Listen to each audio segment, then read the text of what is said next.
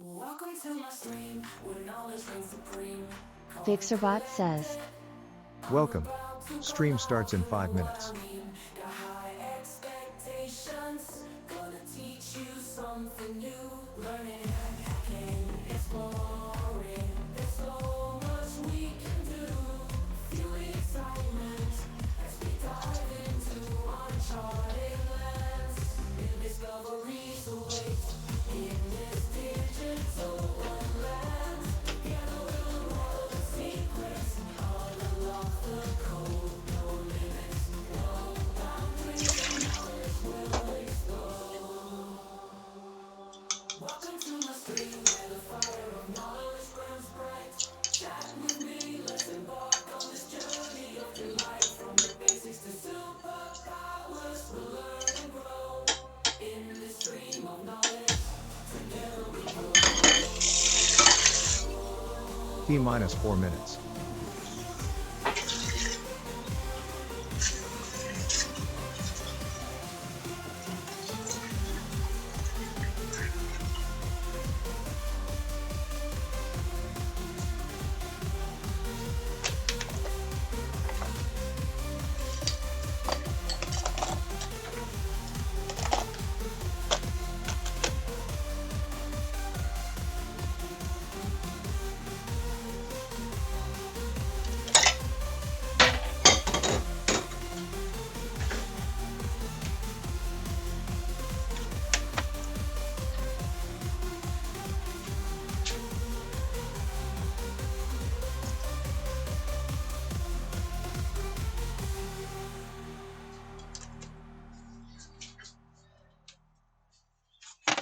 welcome to my stream, where knowledge reigns supreme. Calm and collected, I'm about to go live, you know what I mean. Got high expectations, gonna teach you something new. Learning, hacking, exploring. There's so much we can do. Feel the excitement as we dive into uncharted lands. New discoveries await in this digital wonderland.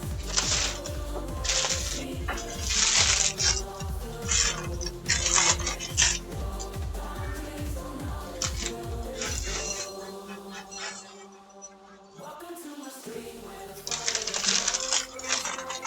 Chat with me, let's embark on this journey of delight. From the basics to superpowers, we learn and grow. In this stream of knowledge, together we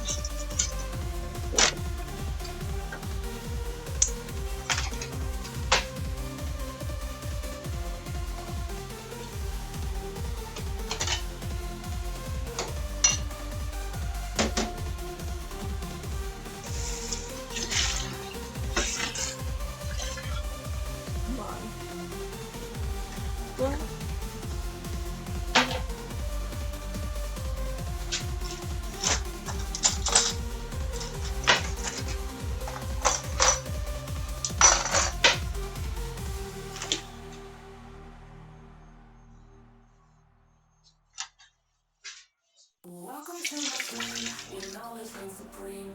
Calm and collected, Stream about to start. 1 minute left. expectations, gonna teach you something new. Learning, hacking, exploring. There's so much we can do. Feel the excitement as we dive into uncharted lands. New discoveries await in this digital wonderland. Together we'll unravel the secrets, unlock the code. No limits, no boundaries, so knowledge will explode.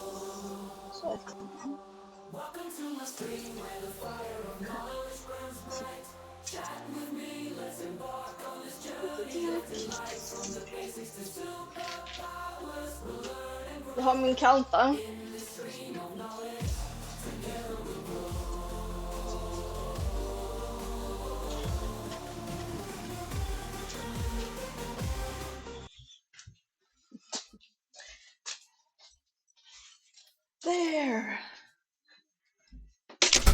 I just didn't get there in time.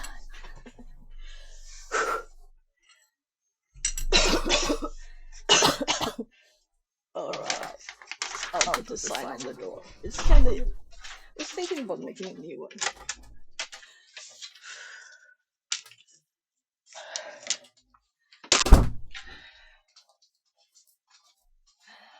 And this is just us now. I'm really out of breath. Well, I am. From just walking upstairs. But I have the window open, and apparently the pollen filter isn't that good as I would hope it is.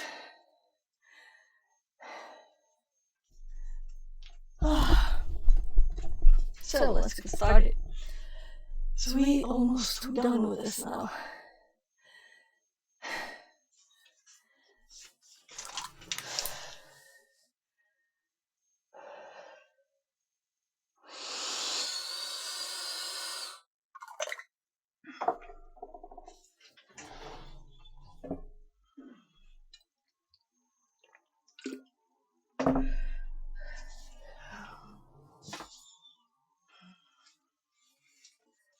Let's actually... I didn't have the air cleaner on a lot. It was an auto and it didn't turn on more. We'll see if you can hear this. No. This must be just me breathing then. So, let's move this out of the way. The hoodie with the logo. That's kinda too warm for this part of the year, right? Well, maybe if it's a very rainy day. Well, Swedish summer isn't usually just warm weather, warm weather, warm weather. So I'm assuming we will soon have a bit of rain. But, well, today it looks like it's warm. So we're up at 22, 23. The tiny bit of rain that was on there yesterday, it's this tiny now. I don't know if you can see. It's like hardly there at all. And tomorrow, it's kind of the same.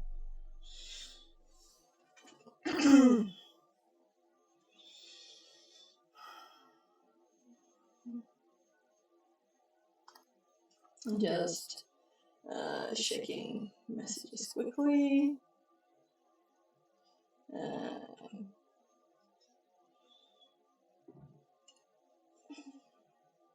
Ooh.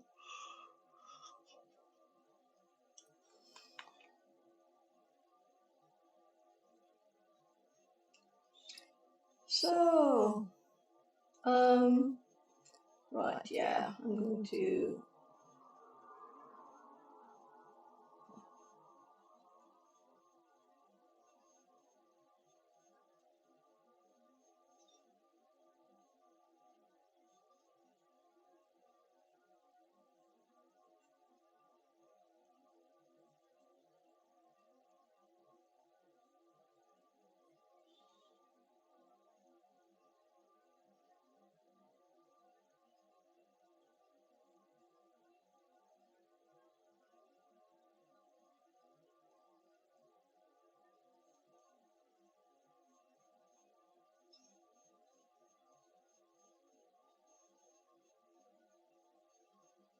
So I had to just send a message. Sorry.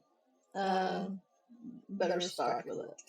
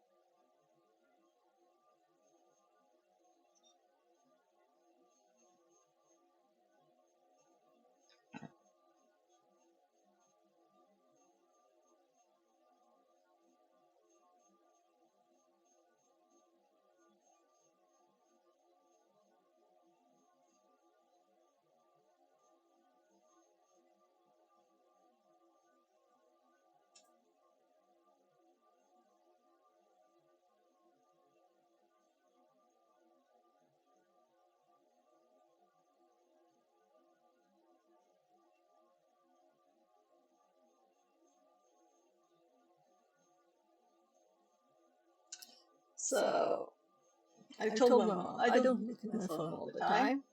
And yesterday she sent messages, like 25 messages, like from, "Where are you? Why are you not replying?" I've told her you have to call me. I don't look at my phone all the time, you know.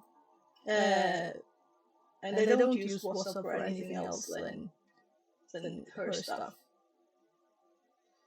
And, well, she wanted me to order food for her today. She told me when we met yesterday. So, oh, and yesterday came late too, after I streamed, and streaming at, what was it, 18 or something? So, well.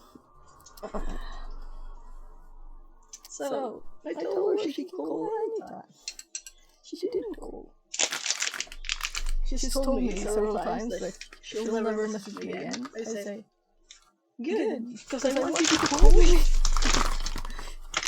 Well, I'll look more now, but I had no idea she was messaging me yesterday. So. You know, I was making food for the kids, fixing stuff. I wasn't like by the phone, just waiting for messages. And we didn't. Oh. And she's getting worried about stuff more. And, well,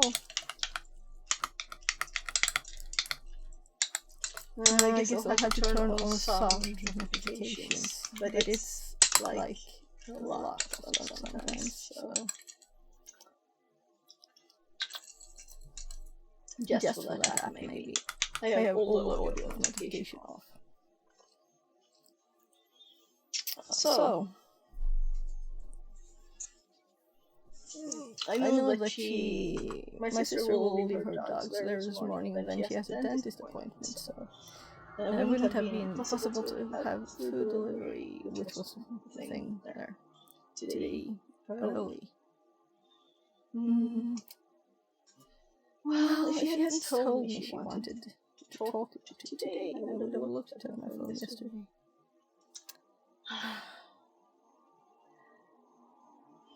Okay, let's just go. Sorry about rambling on. Just had to reply to that message. It was kind of important.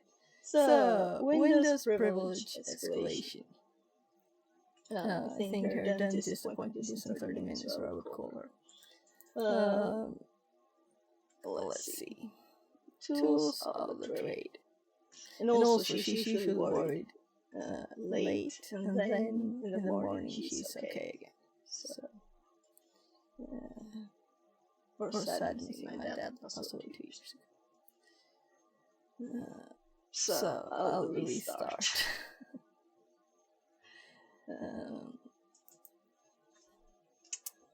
I'll send another message. Yeah, I think you replied, so that's good.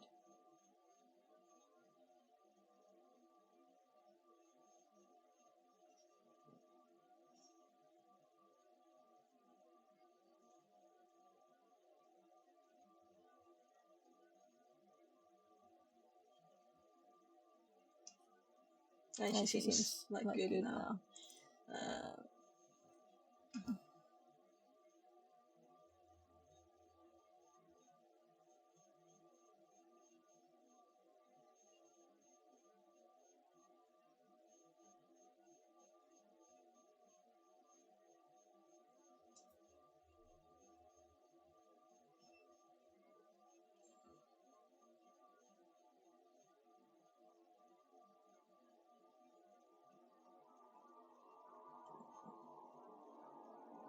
There. So I'm telling her to call me after her dentist appointment. So fun enough. So this is the last half an hour, 20 minutes, 10 minutes, 3 minutes of the general penetration test review. Tough. which is a privilege with privilege escalation, and we have done all of these thoroughly. How many hours I've spent on digging on the details of these, I don't know, but quite a few. I will know soon. I highlight all of these. So the last bit here is tools of the trade task 8, and I did actually read this yesterday, but I didn't check it. So I'm going to read it for you so we have it all recorded also, right? Tools of the trade. Several scripts exist to conduct system enumeration in ways to... I feel like... just take one bite first. Oh.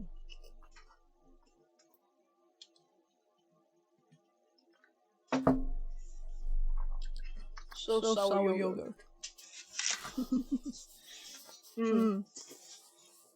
Just because I've been eating sweet yogurt. Now I had a natural, kind of very sour one.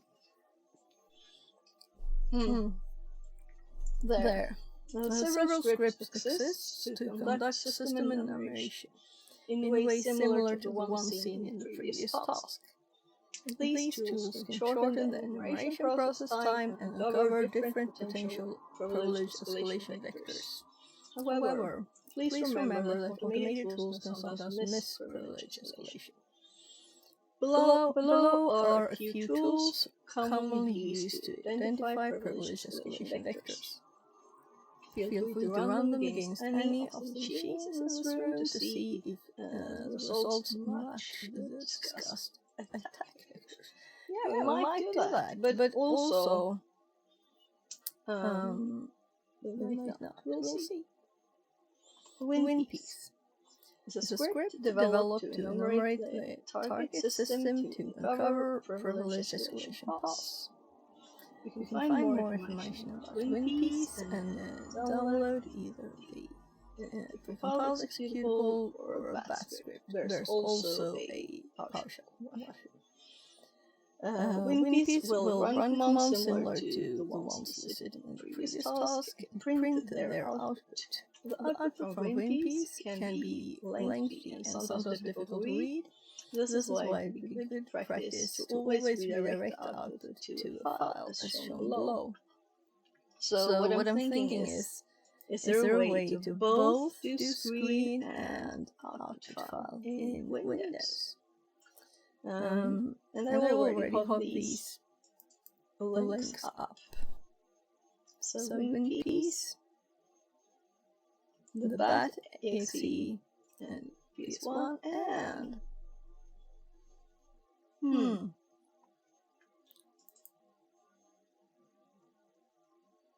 yeah.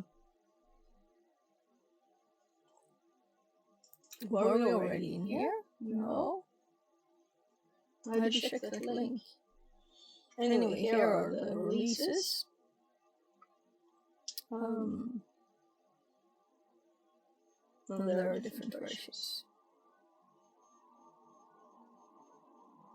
WinPiece and WinPiece. And the P... Oh, the partial one is not here. So let's actually go back twice.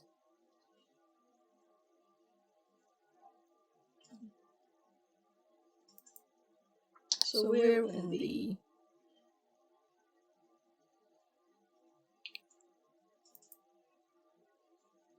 WinPiece part of piece ng WinPiece.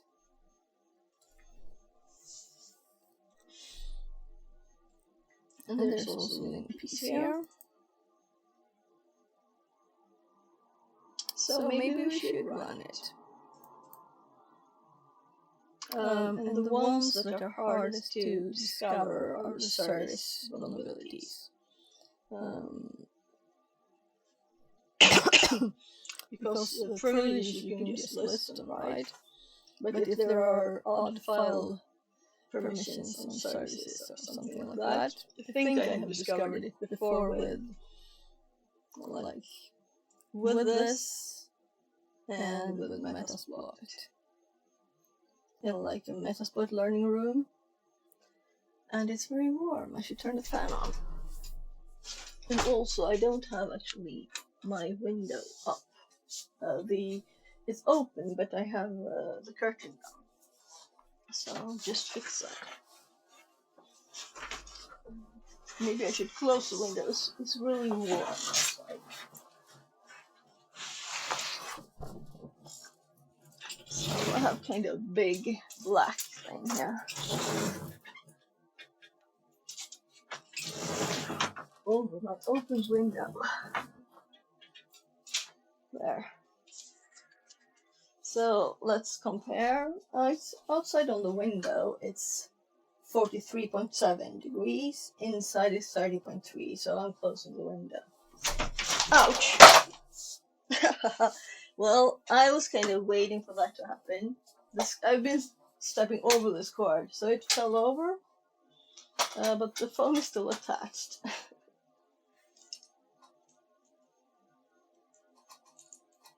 So let's see. There.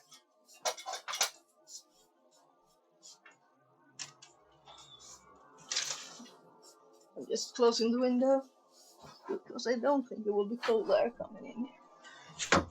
And the sun is straight at me. So it's really warm. We could put these down there. I don't know if I can reach the other side. Well, that's good enough. So, with the fan on and the window closed, hopefully it won't get warmer than 30.5 in here. And the fan is on, which makes this an okay temperature. But also, now it's bright light, so I can't see my screens.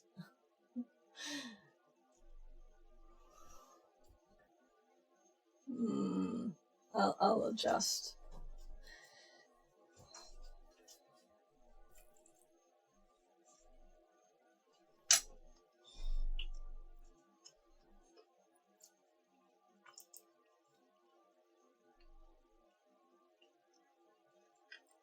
So, why on earth do I have my VMware start icon right underneath where I have my TTS and my OBS? Every time I have to minimize them both and put them back up because I want to see OBS and the TTS will stop working. There. Now I put it on the screen where I usually have it instead. So it's not on top of stuff.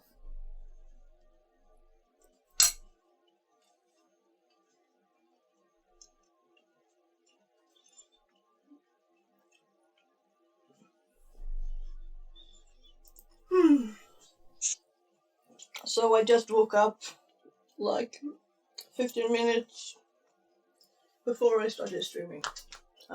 Quick shower, that's all, you know. I actually was experimenting with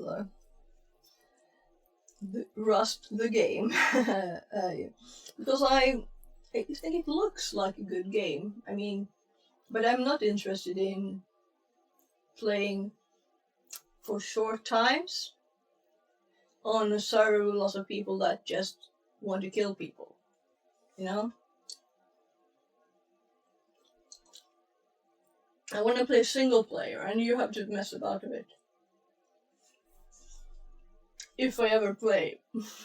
I usually don't. But I want to... Now I have a problem to solve, I have to solve it. That's the most thing. I might make a YouTube video out of it too. We'll see. I should work on my Python course instead. So, but I feel I have to do something else by the computer than just study. So I'm trying to force myself to do something that's not studying, even if I feel it's very interesting and fun to study, you know. So trying to.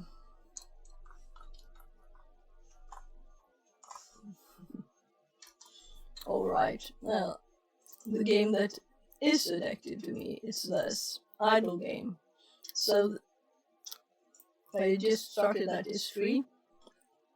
We'll see if I'll continue. I usually get a bit tired of them. Right, you didn't even see that.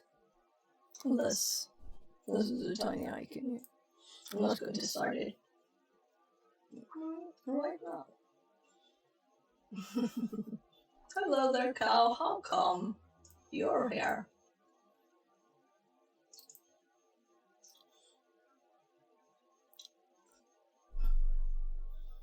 Why? And is there something in the trash?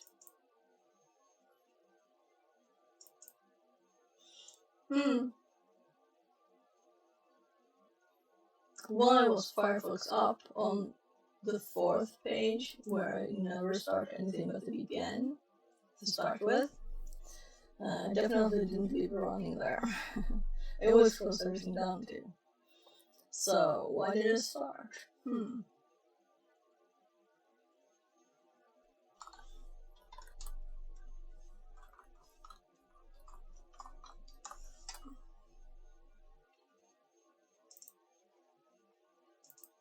M4RV4X says, "Hey, Hey, welcome in.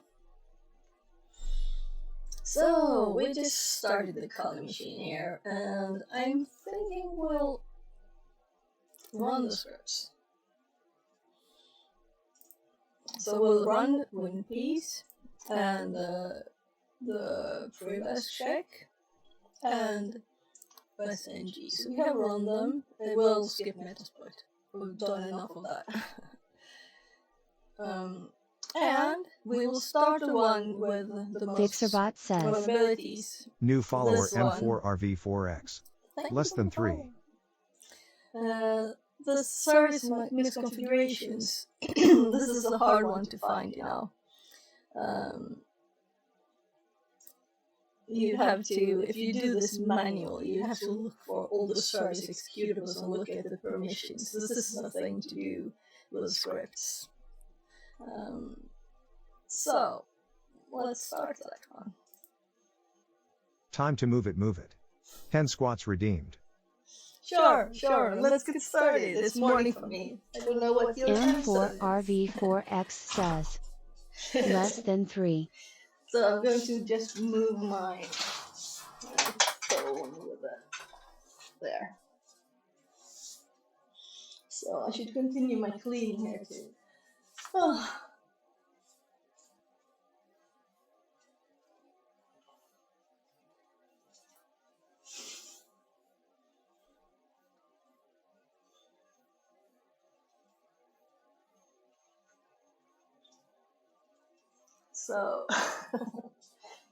So my body started warming up. You know, you need to move your body Fixit42 too. like Fixit42 loves. You need to move your body to make your brain move, right? So, right, this one started like this, and we don't want this, we want RDP. So let's close this. Scroll down, here we have the credentials. So, I'm kind of sure it's already in here. I think it was the same credentials for the last one. We just need to update the IP, and we just got the IP. It was a perfect timing there with the mood redeem. It had time to start, right? So, let's just start it. So we'll need to download these on this box because I don't have them. Okay. Well, this happened yesterday too.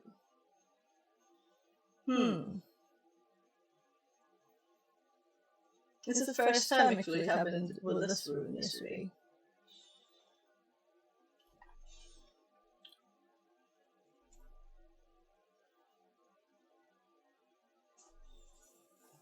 We'll see. What I did last time was just to try to return, but I also restarted the VPN, but it just started, so I don't think that will help now. We also had different error messages on both disconnects then. We'll see. So we want another tab. We want also Firefox to download the scripts, or not all scripts. Yeah, let's open a new one.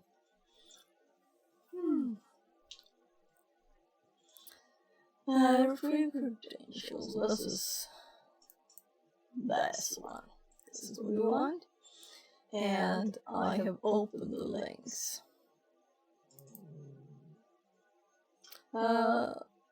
Let's see, which one was it that we actually started with? It was this one. So, win piece.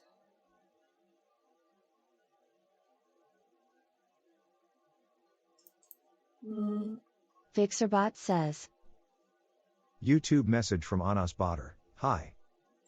Hi, welcome in, Anna's father. So let's see. They have this cute image. Peace. Privilege, escalation, awesome script suit. New generation. Alright, there's also a Mac. I don't know Mac, sorry. But it's Linux now, I guess. I just have memories of a single mouse button thing that I was YouTube supposed to message help from Anas someone Bader. with. There is a weird echo in your sound for some reason. Oh, thank you. I don't know why, but this mic also unmuted. So I had two mics on. This mic in here too. Why would that unmute? Because it's only supposed to unmute the blue mic, which is this main mic.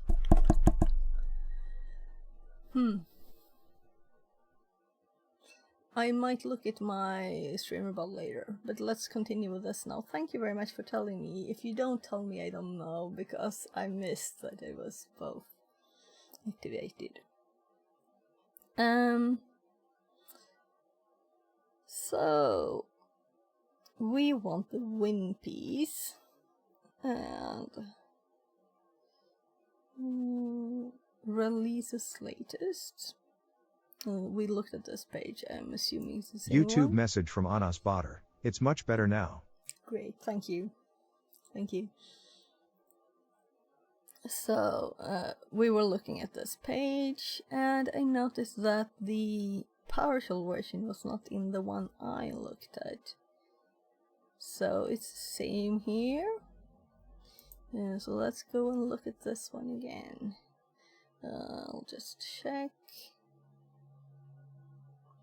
Check the parsers directory, transform WinPiece to JSON, HTML, and PDF. So the problem usually with output on the command line is that colors and things, they will go away if we print it to, like, put it in a file as they suggested here, right? The text file doesn't know what colors is, right? But if we would go for HTML, we could see it in a pretty way. I'm thinking we'll just run it, because we're not really going to look for anything special right now. But I'm curious just to take a quick look at the code too, to see what they are actually doing. I know what the output looks like. So WinPiece and VR Mechatronics says, "Hi, how are you today?" Hi VR, I'm good. Hope you're good too. And that's for everybody. You're all good. So check the local machine privilege escalation. Oh my god, I can't talk today. Checklist at book hack freaks. So yes, good tip. Information about how to exploit found misconfigurations. So I'm just looking at the links here. Windows hardening. It's the same I'm reading link. ebooks and now I'm having coffee. Ah, okay. Good.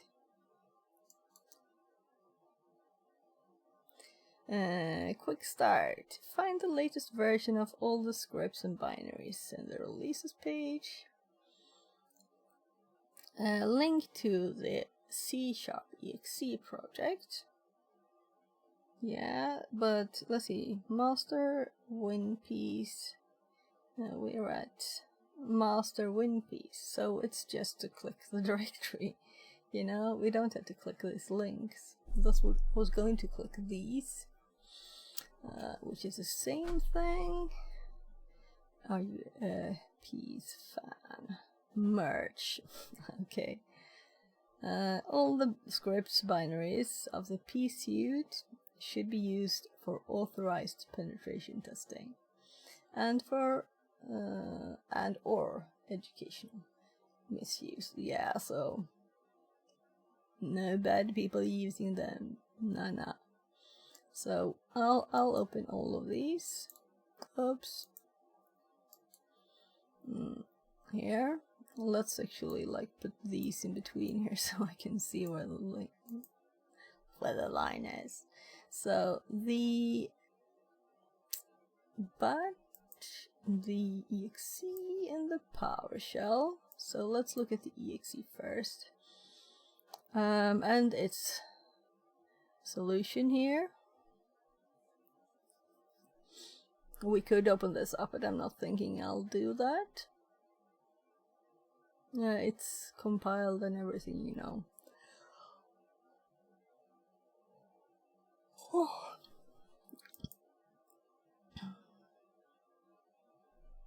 So, and people will probably go crazy if I started looking at the C#, right?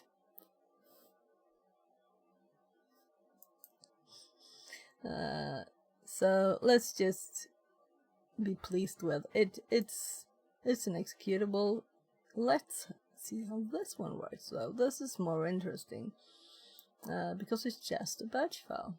So we will see all the things easily here. What it'll do. There are some comments. So the long equals to false. Set current folder. Cannot run from the current path. Contains spaces. That's a cute error message. Couldn't they just handle the spaces in the path? Whatever. So cool color line. So it's coloring all the text here. And that's why it won't look pretty if we just put it into a text file as they recommended. We also want it on the screen. vmic. We ran that yesterday, but not with this command. So, get caption description hotfix ID installed on QFE. Right. So, this is interesting, and we'll add it to our notes. They're piping it to more, the output, because it'll be long, apparently. So, list hotfixes, you know. I think I will wake my 13-year-old up at 9, so. I didn't have the notes open. I'm like, where's my notes? It's not open. And now it is. So this is a file we have so far from this room only. I have other notes, but I had not really made a start file just to go through all of the Windows stuff.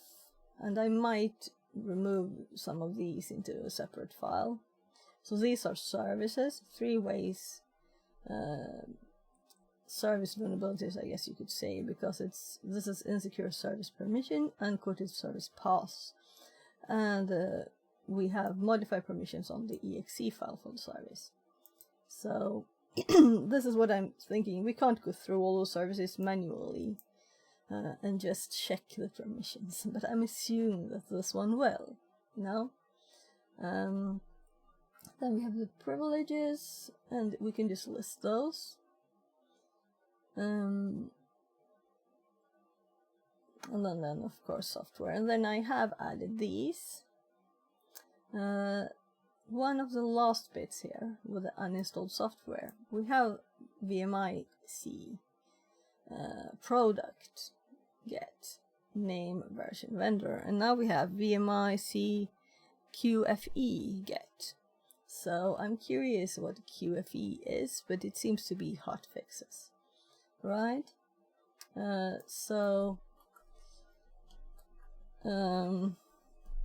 I should probably make a special VMI tab or note here, but let's add it here for now. So hotfixes, and I'm going to just add this. I copied it. So this is a thing we could look at. I don't have any details for now. We might add more things.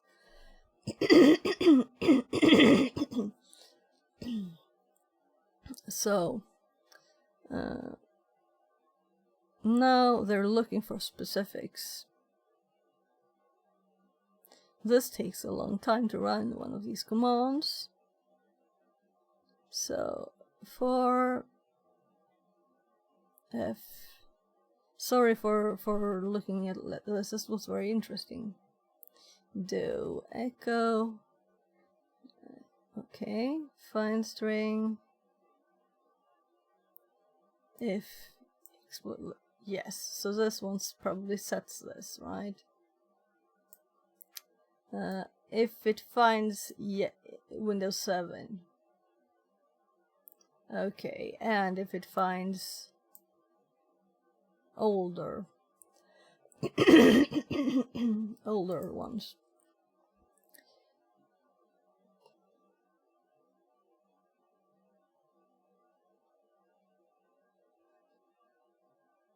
In system info.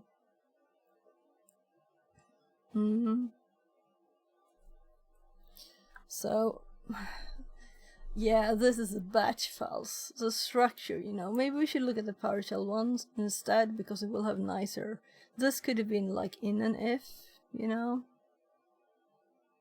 Now they say if yes for all the lines. There, so I couldn't scroll back, but if I scrolled a bit to the right, and also I know the text is tiny, and I can't really increase the size here because GitHub is buggy. It kind of goes bye text if you increase the size too much.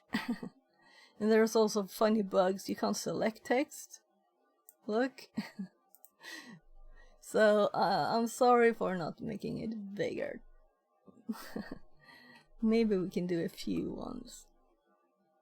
So, but I think the space between the lines make it more readable. So, sorry. It's just checking for updates. If these updates are not there on the old machines, you know.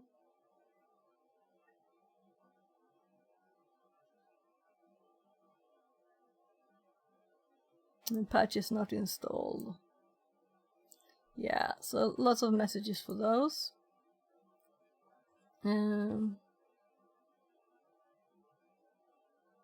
may need to adjust your local time if we have a time difference.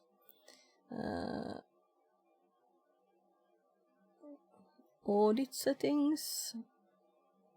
Reg key. Reg query. That's interesting. So let's actually run this. Right? This is a Windows machine.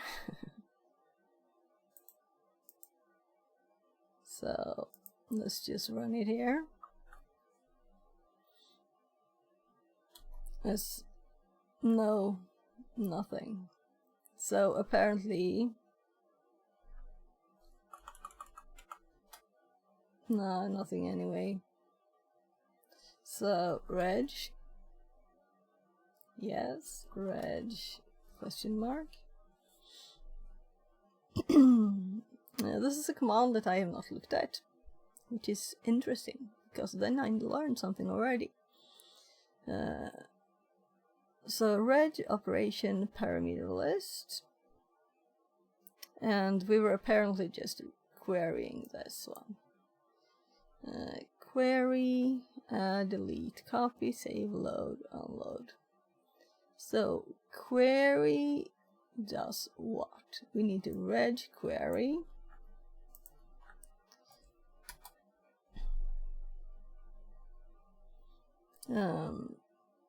Key name. And then we didn't have anything else.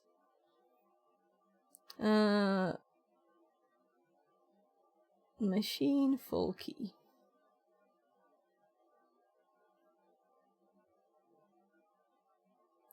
Queries for a specific value. If omitted, all values are queried. So I don't have this key at all, I'm assuming.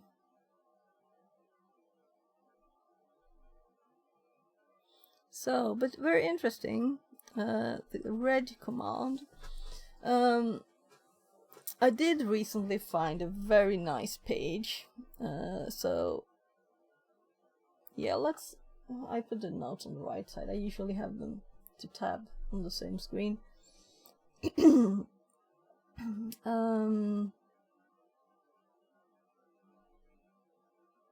So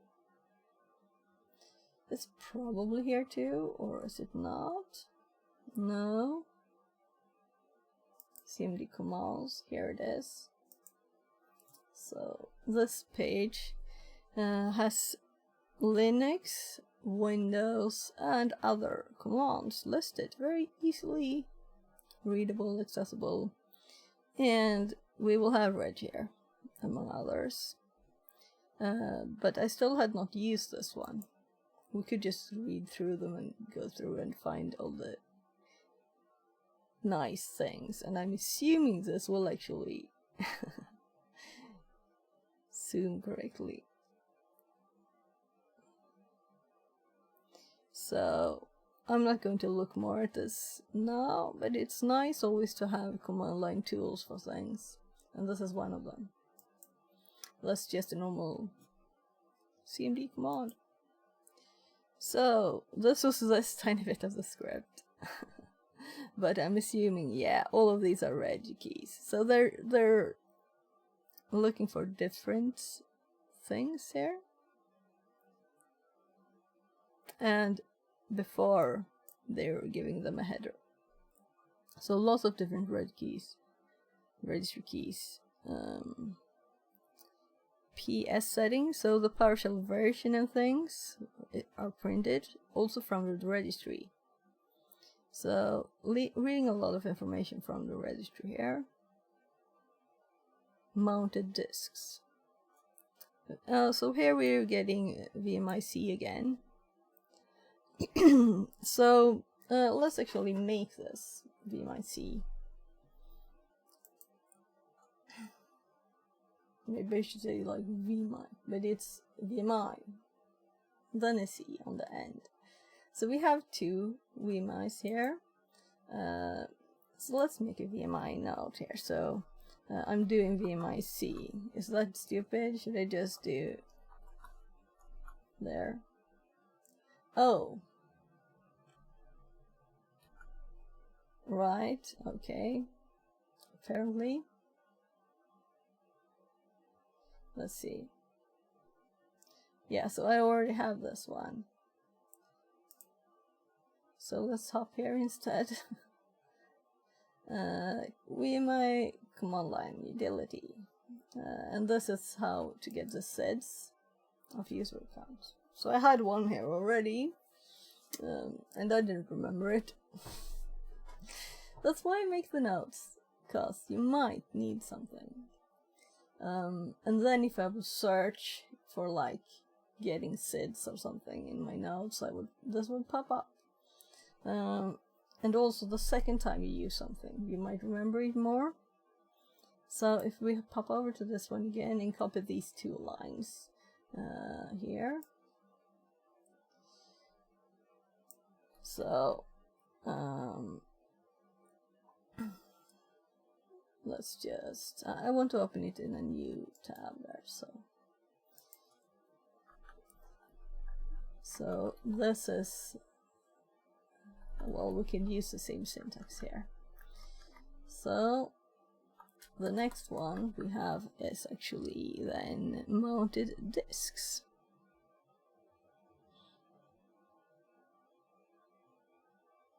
Oh, so it does. I'm going to copy the line here.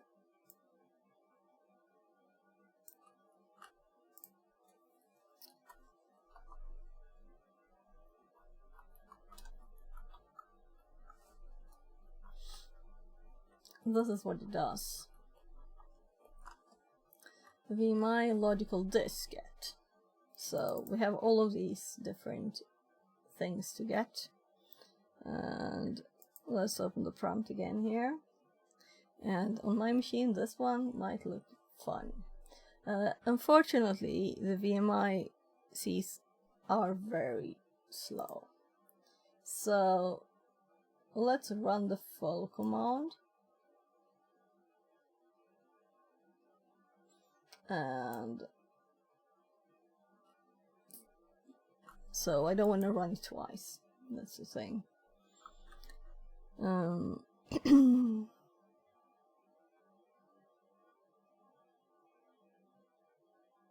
So let's see the OR here. I'm curious, will this run this one? This just pipes it to more here, and after this is done, it will do this whether this worked or not. So it's a way to just combine commands. Is that the thing? I'm kind of thinking it is, but let's actually ask ChatGPT, because there's a command that a computer has a syntax on that I want explained, and then I don't Google, then I go ChatGPT. I don't want it to make code for me, but it can explain syntax things. So, explain pipe. Oh my, I'm not typing in the right place. Explain pipe in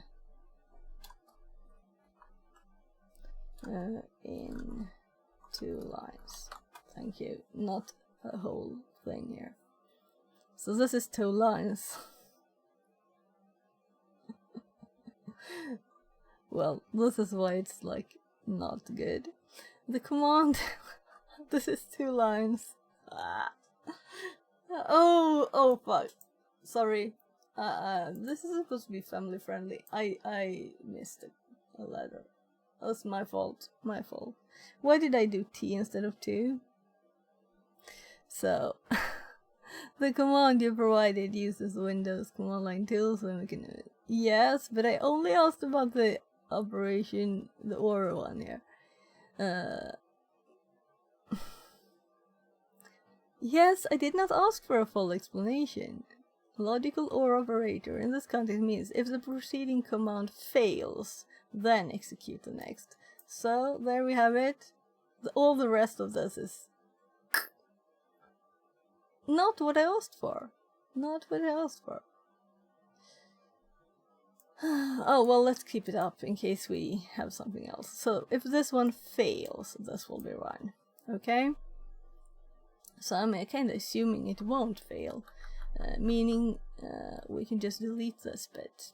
And if it fails, or not, we will still run it.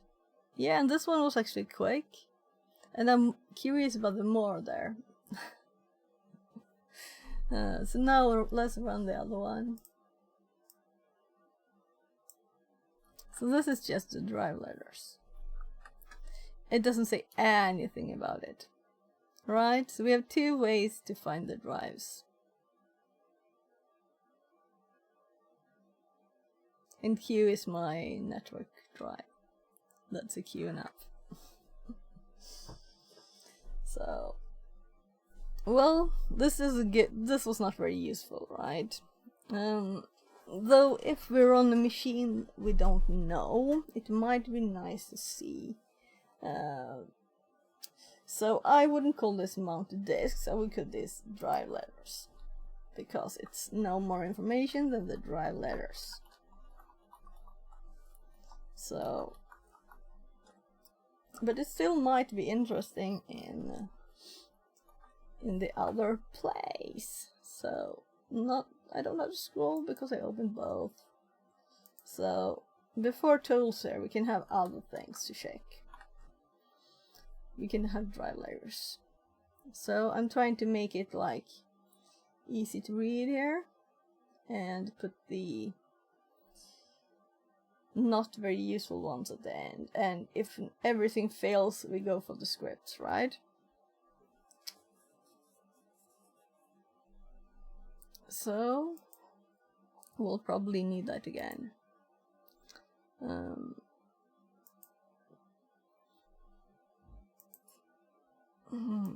We could actually close this one too.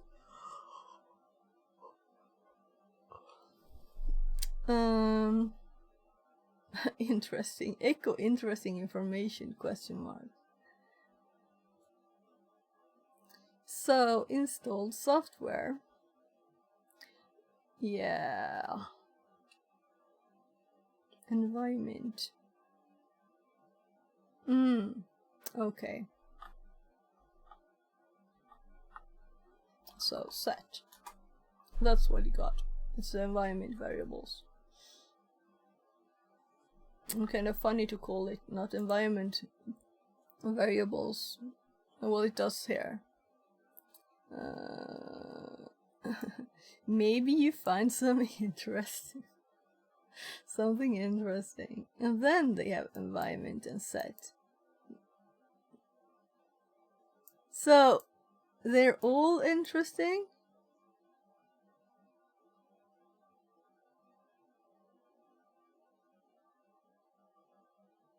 John Rosemary says, "Good morning again." Good morning, and welcome back. So, I'm just finding it, well, odd to add like interesting on all lines here. And this one was the drives. Couldn't you just say drives and drive letters? It's not even mounted disks as it says there. Well, I mean, we don't get anything else but the driver letters information. And the set for the environment variables, that we want to add, right? Well, that could be very interesting.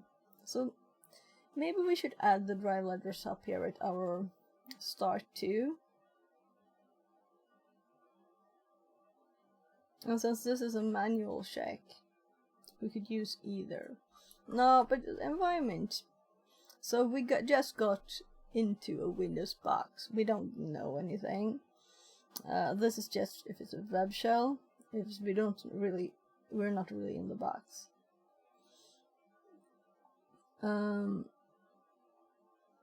So what we could do, just first check, you know. First check. We can just do set to list, and well, let's type it out there. List environment. We might find other things here too. simple to look at, but that might be useful. That's why we're looking at the script. And I'm assuming the PowerShell will have the PowerShell equivalents to these commands. And here we're looking at registry, current version, uninstall, find string, local installation.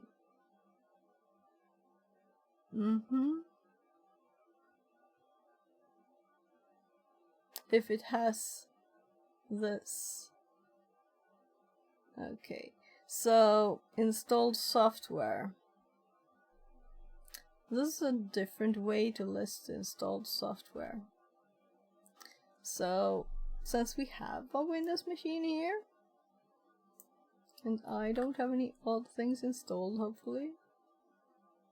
I have a long list of things installed though, and I should reinstall. So ready query, let's list all the things here. So we get all of these.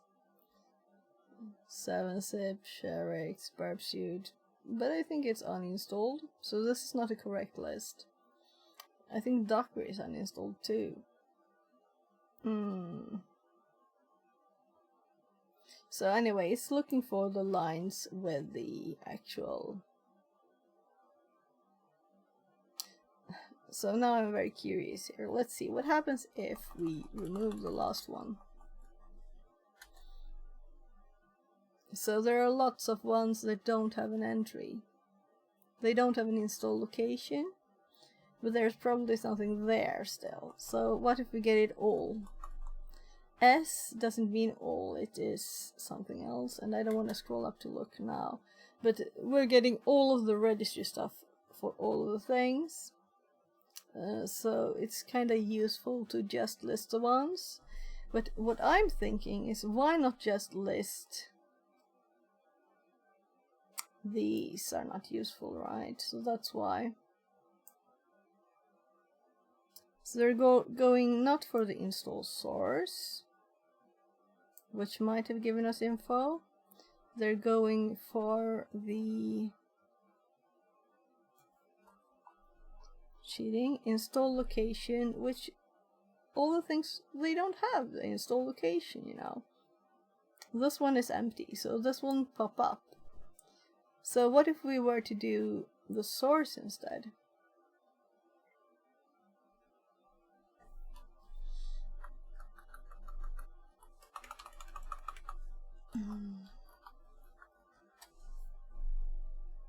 So now we get others.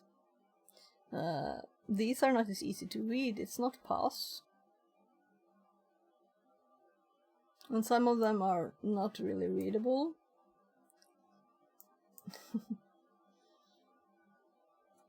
But the things that were not listed before, they're listed now. So you could always look at both. Well, we had a better way than this, and that's to VMIC it. So this is nothing I will add to my list, because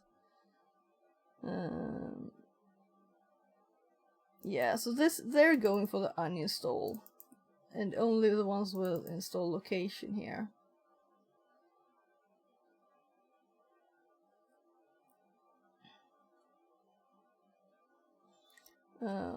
Then we have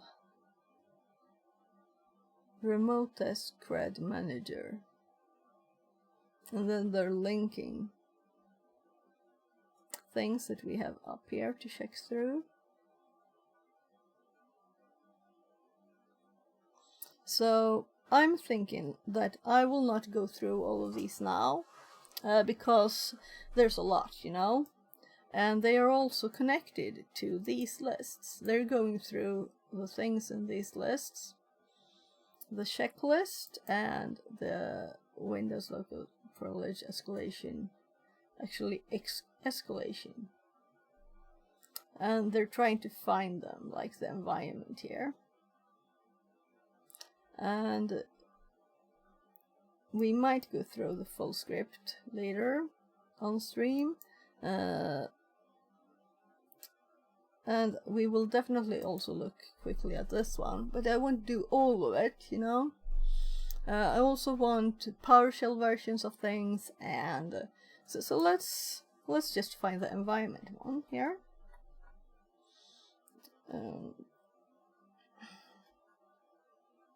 So here we have get sheldom item env format table wrap. This is the same as set and then pipe it to more, I guess. It sounds like that with format table wrap. No. So let's run this one on the local machine here. PowerShell. So let's first get the raw information, which is the same as the set one here. So, sorry, I need to paste if we wrap it. Right, so we don't lose the data. That's the wrap reason. Because here we lost it because it went off screen. Because that's how the PowerShell one works. So if we compare this to the N,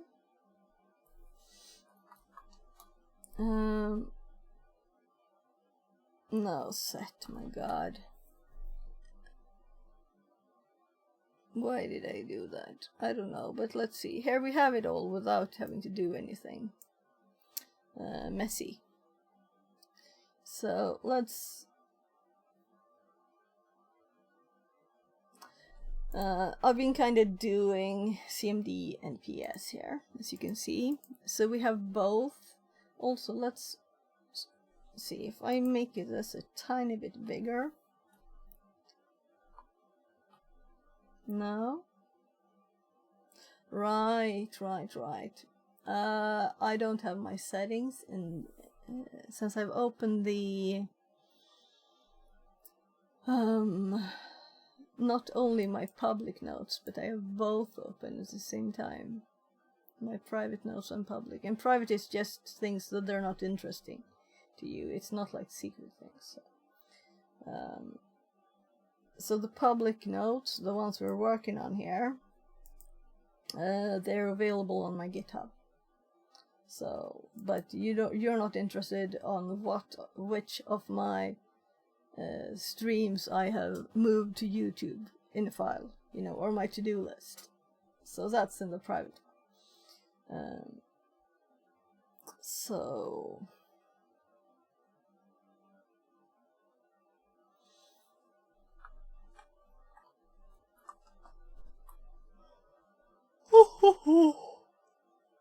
sorry.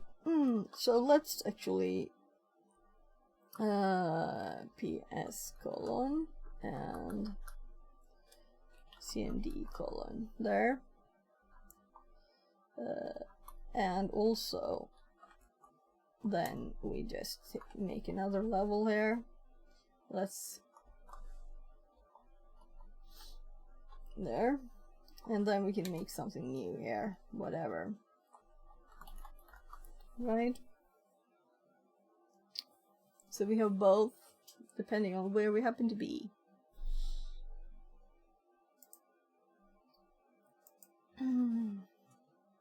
And like have the most important bits at the start of this file and all the nodes, whatever you want to call it. The PowerShell history one is definitely interesting because it's all saved from you installed the machine. It's crazy. I looked at mine the other day. I looked at it first and I showed it. I was like, oh, I installed Docker. How many years ago was that I did that, you know? I don't know. It was all in there. It was long. And right, it's right here. The one I just showed you with the CMD and PS here. So...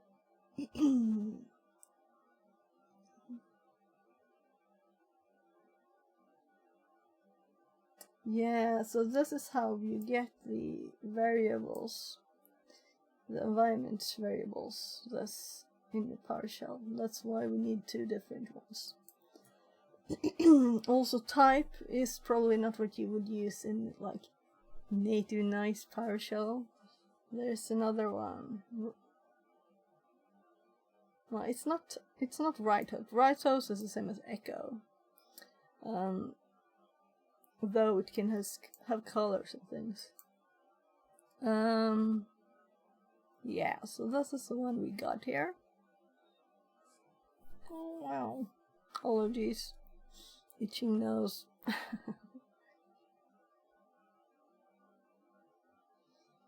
Yeah, so I'm not going to read all of it, but I will definitely read all of it at another point. So let's actually put this in a to-do list. So it's not just like randomly somewhere. I'm thinking this is actually okay to be a part of the public notes, and we could even put it here under Windows. So let's make it to do here.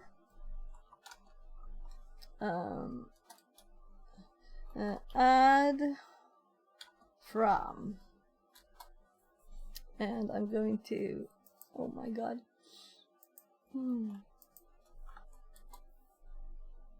There, I'm closing the link when I'm pasting it.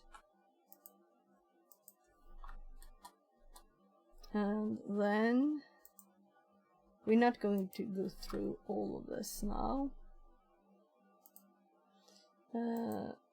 We're going to continue with TryHackMe.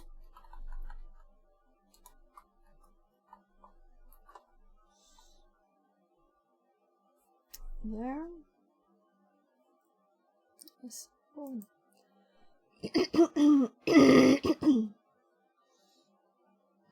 So we haven't run WinPiece. I seriously don't think it's as fun or interesting or useful to run it as to look at it.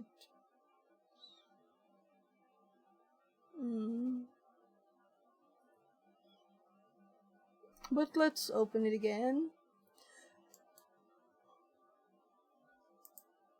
And let's just open it. I could have copied the link. The VM. Let's see here. So why is this tiny? So WinPiece is also useful to have on the machine, right? Locally. These are 2 months old, so it's interesting also to have the latest version, right? So maybe you shouldn't have this downloaded, but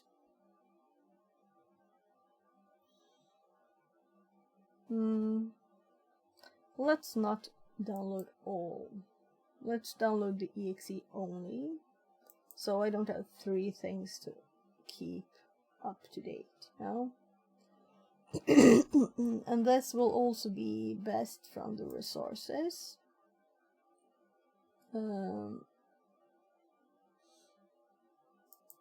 Piece ng releases. I meant releases, not resource. And then we have WinPiece Annie, and I might have this one already in my.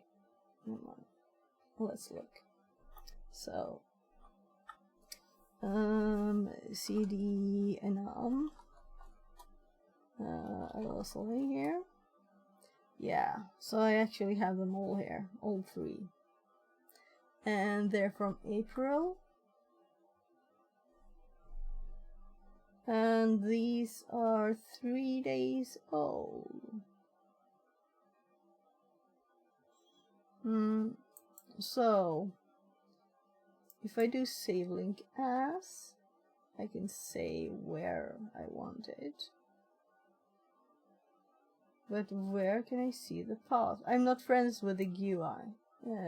So yeah, Kelly and Yeah, so if I save this one here, it will replace the old file. Yeah. So I guess I'm becoming friends with it, right? Though it is not updated for 3 months.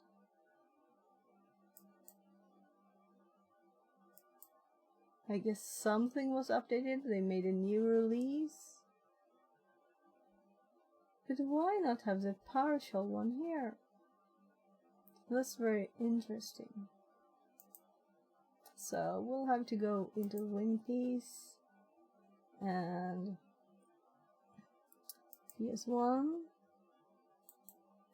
and save this link as and WinPiece and replace. So they are updated and we can download it to the machine. So let's actually do it before I do anything else. So I'm going back because too much Windows. We're going to share this so we can download it from the machine. And 1 hour 11 minutes left, so we can't renew it yet.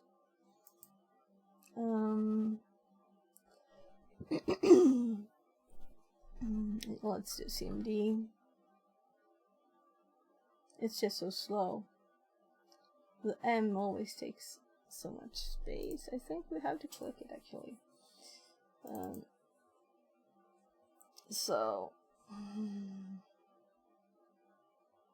Should I practice trying to remember the download? So search util, and I usually don't type this. I usually cheat and go to my notes and look at what it was. And I have it in several places, but now I know I recently added it here, like yesterday. Ural cache split F. So I'm going to, let's move it to the where it's supposed to be here instead. So I'm Ural cache split F. Trying to remember it. Ural cache split. So I've read this so many times now and copied it, but I haven't actually typed it that many times. So the source now is 10 because it's yeah.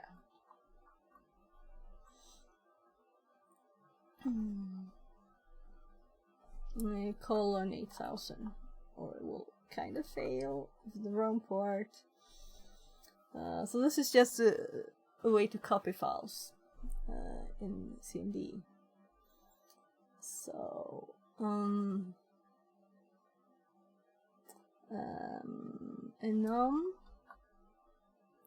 and oh, that's stupid. I was going for this. So WinPiece any exe.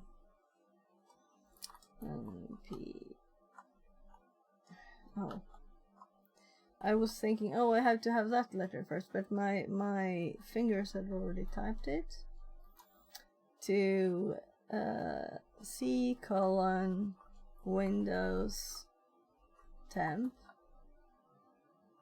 and WinPiece.exe. That's enough, right? Fixerbot says. Completed YouTube message successfully. from Mello. Hello, hand pink waving. Hello, welcome in. So, I'm sorry for the tiny text. I can't do much. Sorry. So, and we can see also, we should be seeing it here. So, did it actually completely work? And I'll check my notes now if I had the right syntax. Something seemed to have been wrong there. 32 URL cache split F. Yeah, we need HTTP. So it said it completed, but it didn't. So this is supposed to be HTTP, meaning also slashes the other direction, right? They might work today still. So this is how it's supposed to be. And from doing this now, I will remember this, right? From failing, even though it says it's successful, but I could see it was not actually downloading anything here. That's why we have this here. So this seems very slow, but it's a slow thing. And this might not say until afterwards, when it's done. The size of the exe is 2.3 megabytes, so it's kind of big. And this box is extremely slow. So as long as we don't get the output back from this command, it's not finished. So, time to eat some breakfast. That's kind of old already.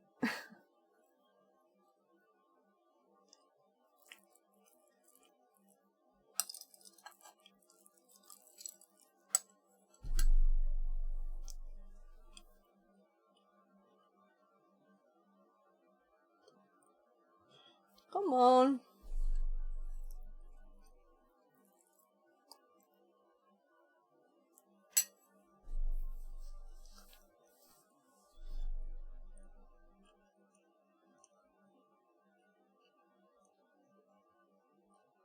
I mean, this is a box where I type CMD, and after the C it pauses for a few seconds. YouTube message from Mello, text isn't tiny, it's good. I found this channel on my homepage earlier today, you have some dedication to learn. I'll try pop into every stream, and I'll send this channel to some of my friends too. Oh, thank you very much, thank you. And for YouTube, I have highlights. I make highlights on Twitch, but I haven't moved those over to YouTube yet. So there will be like cut pieces of the streams, you know, because I have already done it on Twitch, and it's available there. But I prefer to have it on YouTube. You know, Twitch is better for streaming. YouTube is better for having videos on. So I'm also working on a basic Python course. So I should probably, but I'm really focusing on the learning now, because I want to a tiny bit more, or rather like almost now, I'm going to start to apply for jobs. So in this area. So we'll see. I did update my CV because someone asked for it, so.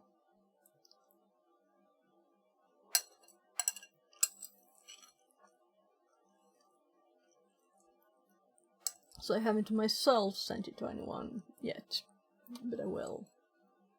And I need to update my LinkedIn too, so maybe one of these streams will actually be like LinkedIn update. Or I will just do it offline, we'll see.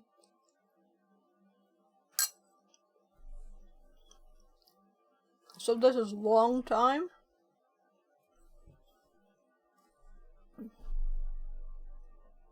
YouTube message from Mello, yeah, it'll be a good way to grow too. Thank you. Thank you. So I do have also a main channel where I'm going to start putting, but there I really want it to be like good content, short, to the point, no like random stuff, like streams are just like random YouTube babbling. message from Mello. Good luck with jobs. If you have this amount of dedication, I'm sure you can get a job in no time. Thank you, D. thank you.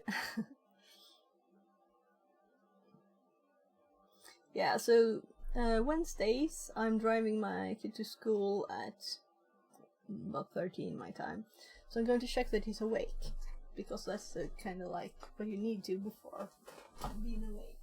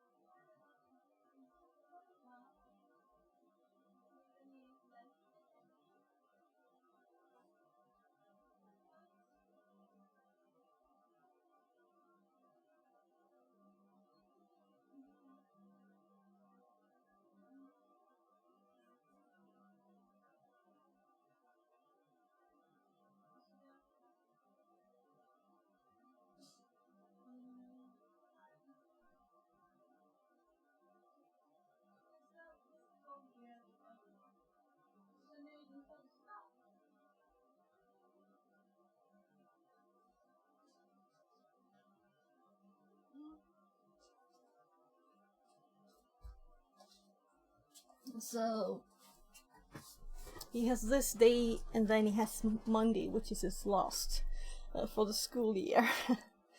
So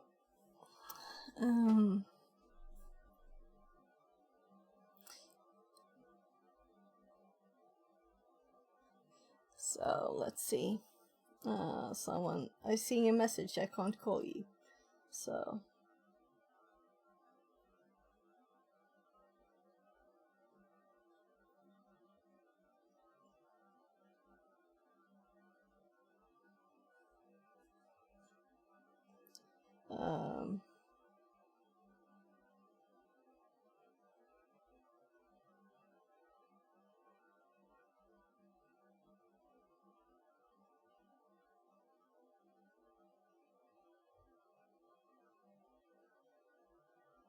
so I'm just answering here. That is better to call in a tiny bit.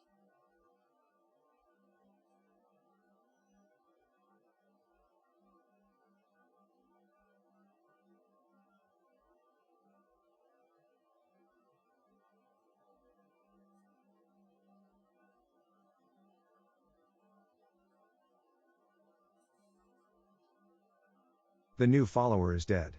Less than 3. Translated from Polish. What does your name mean? What? Is that just a crazy translation? That can't be true, right? That's a very cool name. CRTCYZTRC. That can't mean is dead in Polish, can it? Sorry for laughing. If that was in YouTube, it would be like, what? Sorry, I'll just finish the message. Zertsister says. Smiley face. Yeah. The TTS has its quirks, definitely. You'll notice them if you do the lol emotes too. Apparently it means something in one language.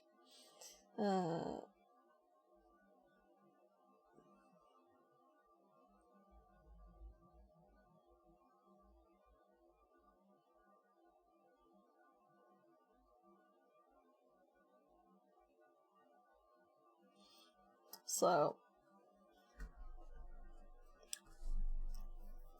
we don't have any action here. Nothing happened. So I'm going to Control C.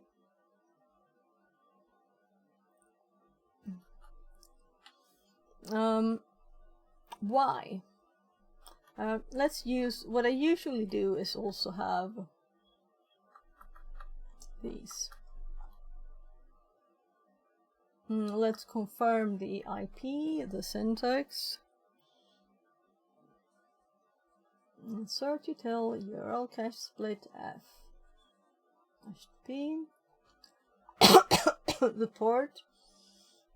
The local file name we should have access.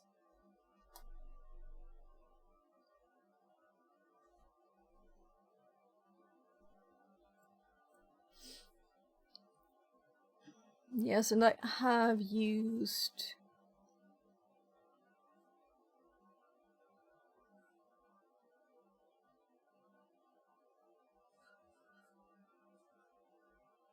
oh, look. Progress.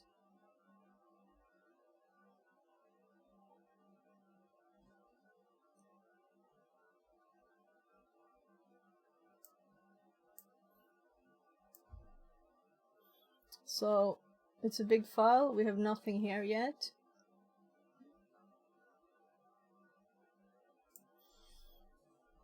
Failed. Yeah, so we got a timeout. Let's restart this.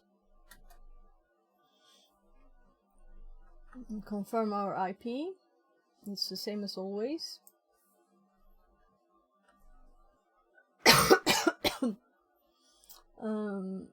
Let's just run it again, the third time. So I had this odd problem with this box just disconnecting to, you know. So there might be something very odd with VPN. I think that someone in the US said that they had problems with the VPN. Like it not working, one of them. So we have the online message.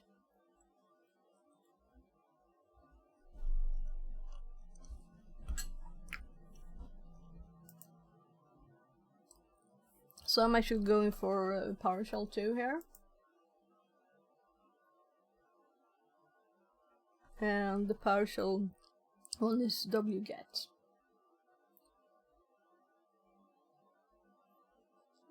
I have only this to copy. Right, it failed again. So copy that. And let's do wget. I guess a wget is an alias, right? So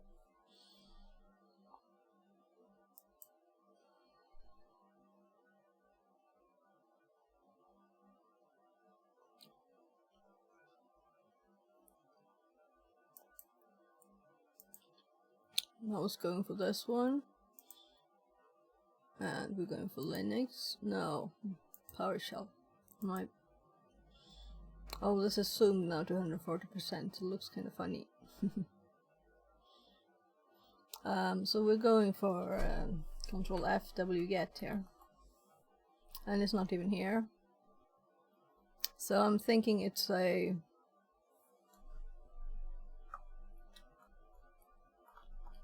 download.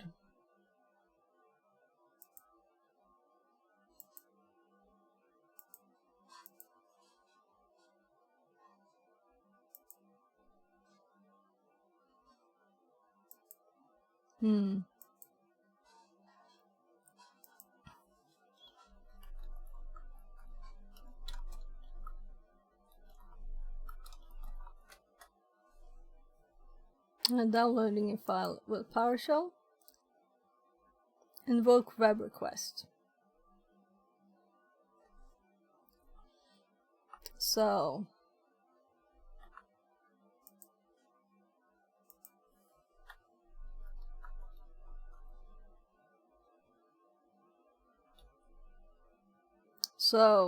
it's not download, it's get content from a web page. And they have an alias IWR here. They don't have several ones, but I'm thinking this is the one that have the wget one too. So this is the first time I didn't find what I was looking for here. Fixerbot says, YouTube message from Serbzusrasikin. Ma'am, how do I learn cybersecurity? Yeah, you can always start at the site where I'm at here, TryHackMe. Then I'm just digging into things more. So they say this is safe, a script you can use to enumerate things, and I'm looking what it's doing too.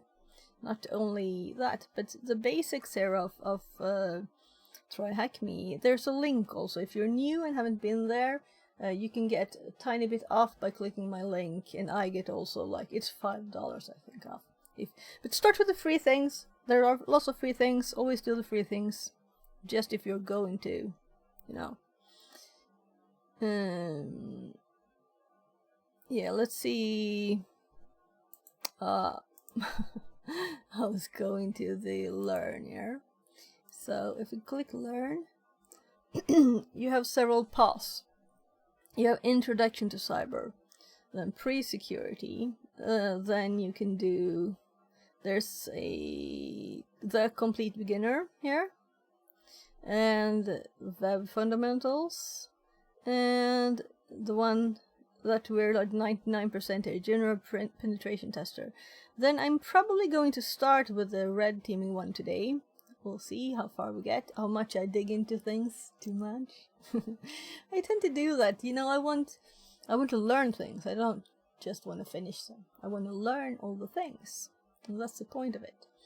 There are also security engineer, and if you're more into the the blue side of things, the defense bit, and not penetration testing, red teaming, but there are SOC and SOC level 2. There's also DevSecOps. There are, yeah, and then we have offensive pen testing. Maybe I should do this one before red teaming. I don't know. Offensive pen testing. This sounds like more the step in between these, right? And then we have cyber defense also for the defense, the blue side. And this is like called the red, and this is the blue. So the penetration testing, where you actually try and break into the systems with permission. That's a red teaming side, or the penetration testing, just generally red. Then there's also this CompTIA Pentest Plus. I guess it's pen testing too. And we have happened to get 56 on this one. There are overlapping parts in all of them.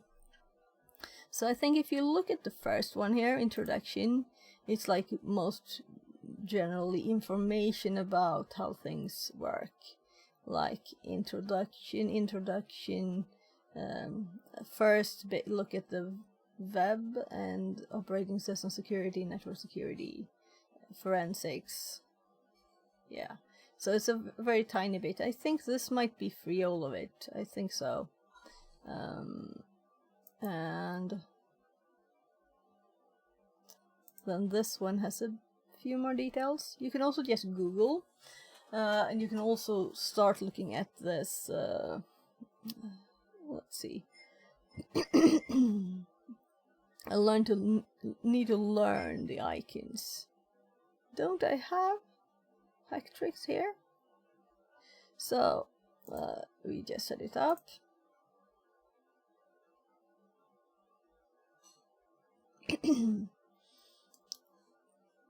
So this is also a site, but it's kind of like scramble. It's hard to, you can't just read through this. It's a bit of a mess. So that's why I would suggest TryHackMe, because then you have one place to check through everything. So you don't look like at YouTube videos about a single thing for days, you know. Or I mean, it's the same thing repeats all the time.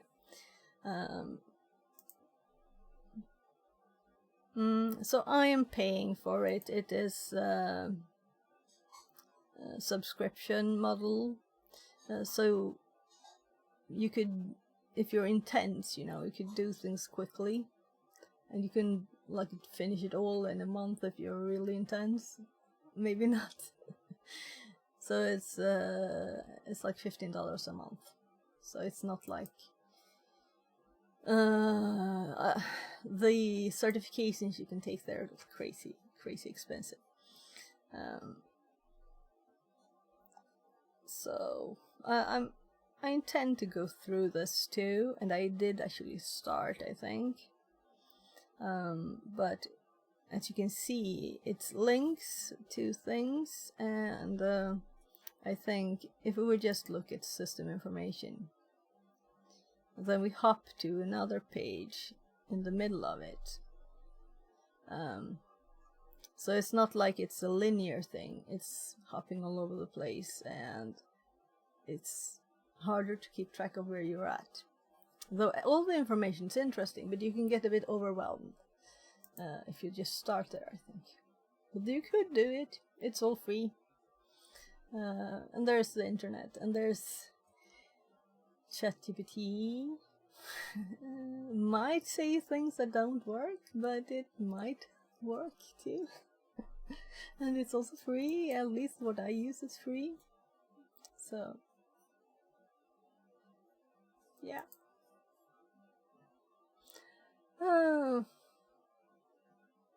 Of course, there are great people like there's this site too if you want more streams. So I'm currently the only one online right now on this list. Infosec Streams. So infosecstreams.com is the address for this. Some people speak other languages here too, and everybody has their angle to things, you know? So definitely follow Al-Hasred and Gar, and you know, there are so many.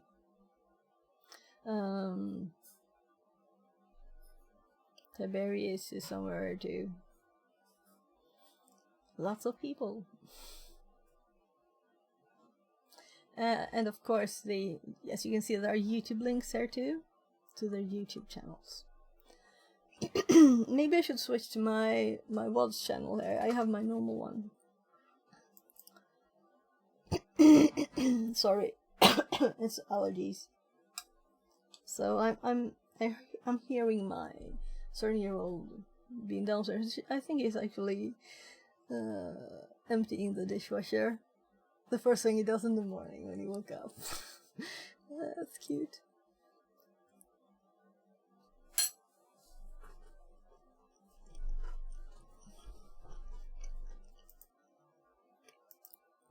So I was just checking out, is this an alias? There. Why is Viget no longer an alias for invoke YouTube web message request? from Mello. Speaking of I know I isn't always the best answer for programming. But have you ever tried Blackbox I? I find it a lot better than Chat since it's for coders. Okay, no, I haven't.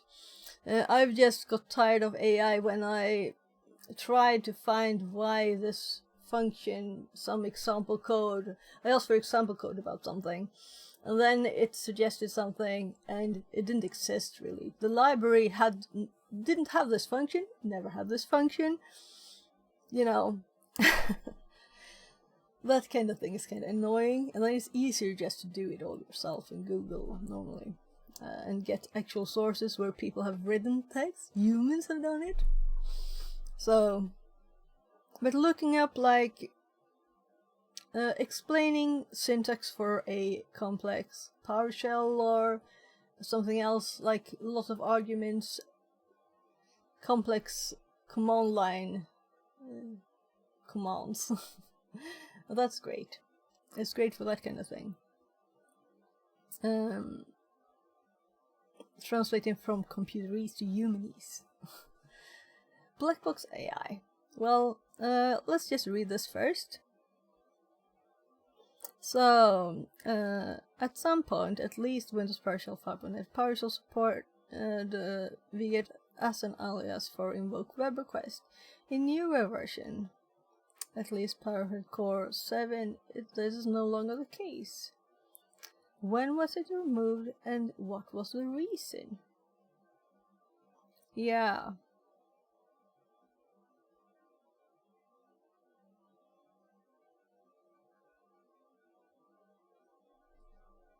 Yeah, so this is not...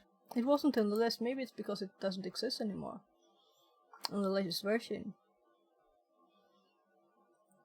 Partial core is cross-platform, and we get all exist in Linux environments. Okay. A free utility for non-interactive download. So it's because it was breaking things. Yeah, that's good. But then I'll have to learn to use the actual alias IWR, and lots of my notes won't work anymore. And lots of people will be like confused, definitely, by vget not working suddenly. So IWR. This is good to know, good knowledge. YouTube message from Mello. Anyways, it's getting late. I better hop off. Good luck to you, and I'll try pop in maybe sometime tomorrow.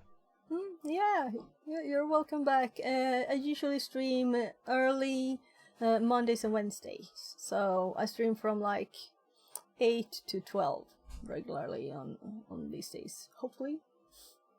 That's like what I was set to do. Yeah, I'll update my schedule if it changes. So, and the other days I start at like 13, the weekdays. So you're very welcome back. And otherwise, there are the streams are like saved both at Twitch for a bit. I do highlights on Twitch, and then they're on YouTube too now. So, have a great day or good night. I don't know which it is. If it's late because you have to get to work, or if it's late because it's time to go to sleep. So, whatever. See you again. So let's go back here, and instead of wget, let's start practicing IWR.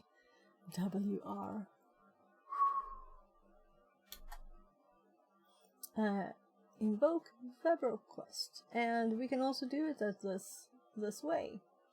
But I prefer actually typing it whole. So I did copy this. Yes. So let's assume the same syntax and just see if it works.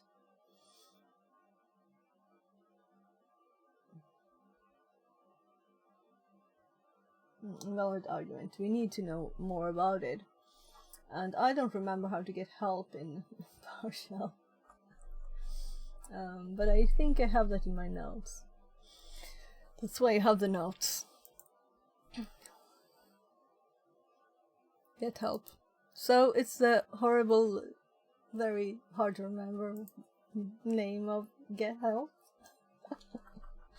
So get help. Let's maximize this one too. So name. We don't have to say URI. We can just enter this, right? Then we will probably need something for the name. Destination. Timeout headers. Method get, read, post, delete, trace, options, merge, content type. I can see out file here, but let's just deflate gzip identity in file. So we're going to have to add out file, right? So let's do out file here. Out file, and it still has the alias vget and curl here for us, but why not start practicing if it will disappear? And this is an old box too, but I think it's probably stayed the same with mine. So now we didn't have an error message, we have delay.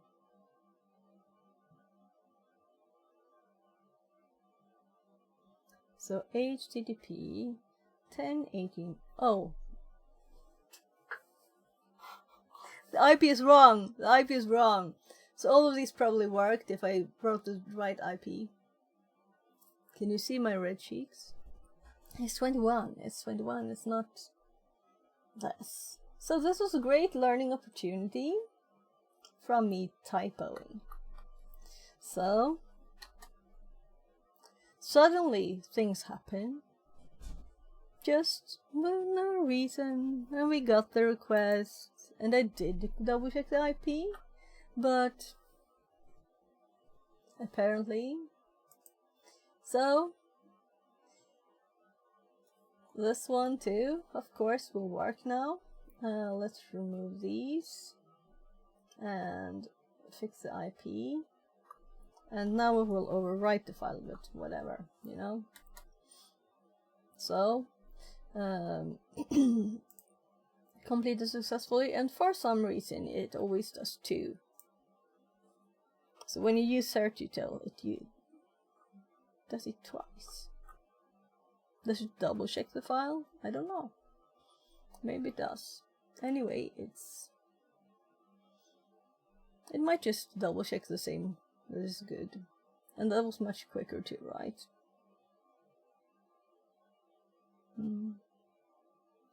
So, how long did I spend on that? Well, I learned something. I learned a few things.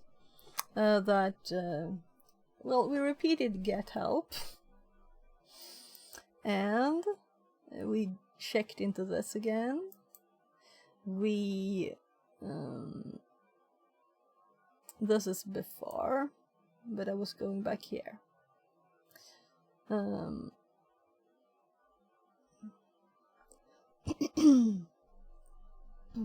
Actually, so let's here add the download line, because here is the location on the server for this.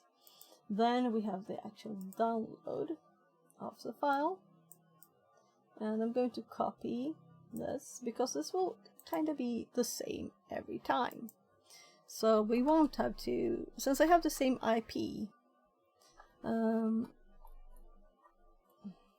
cmd colon, and let's do ps colon, because when we connect to the VPN, I get this IP every time from TryHackMe, so I don't have to change things. So that's very nice, actually, because yeah, I don't have to edit everything all the time. Now we have a modern IWR here. Invoke web request. So let's put this in the notes too. There. So certutil or invoke web request. IWR. I could have used the full name, but I'm thinking that it's better to learn the short ones. Really, because they're quicker to type. Well, the pulsar are the max thing anyway. There might be a shorter one of out file. I don't know if there's a -o.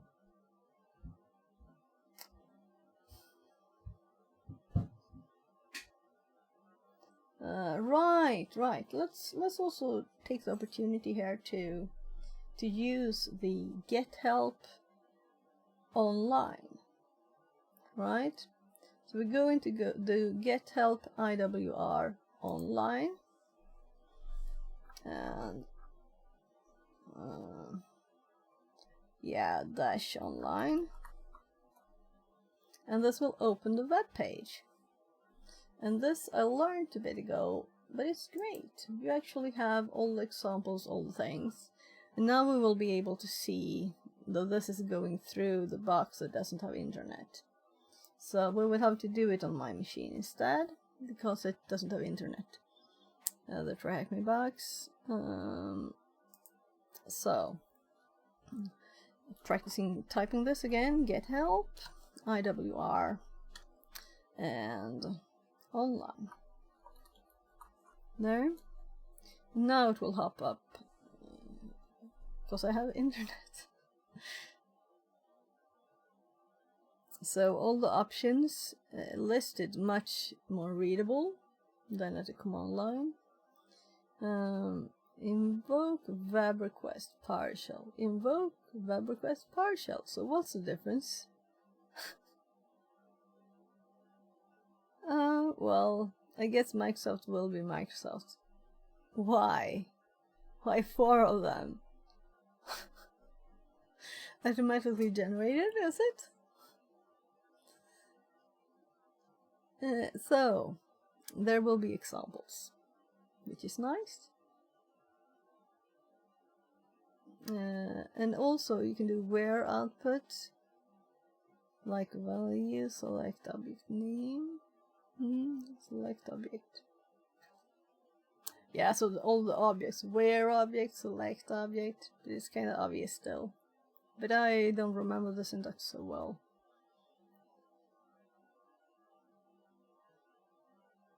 I already practice. Long time since I used partial. So no shorter versions of the arguments, like -o. So this is a lot of information, which is good, because this is what you want. So there are details on all the options.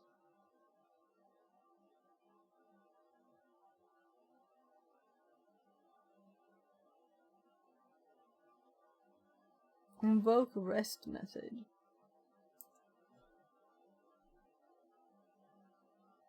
So let's just click this one.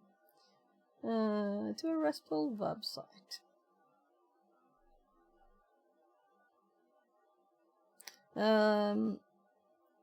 Yeah, so we can play around a lot with partial. But this was just me testing the help, and there I didn't see any option for this. Come on, I want to close. Please let me just close it. Don't. Just exit. Exit. Exit. Thank you. So, I need a quick break. Quick bathroom break. I'll be right back.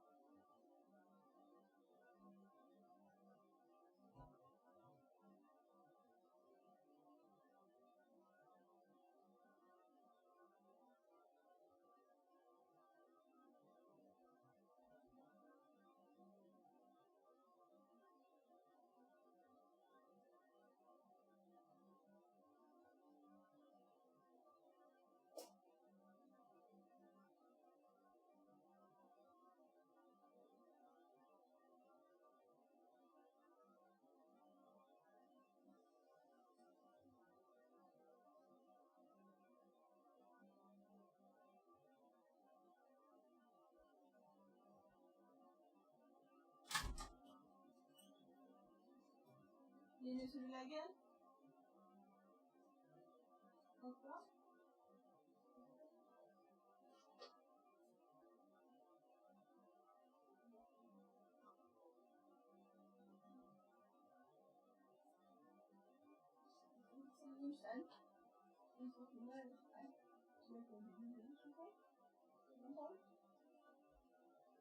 Okay.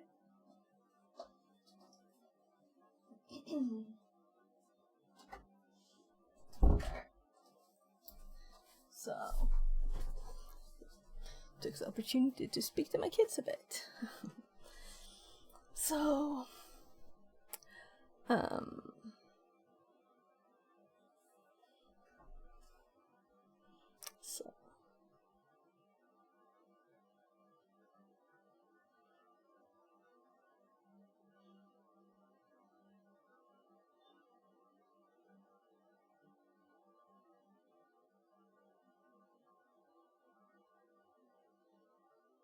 there. So I'm just sending a message.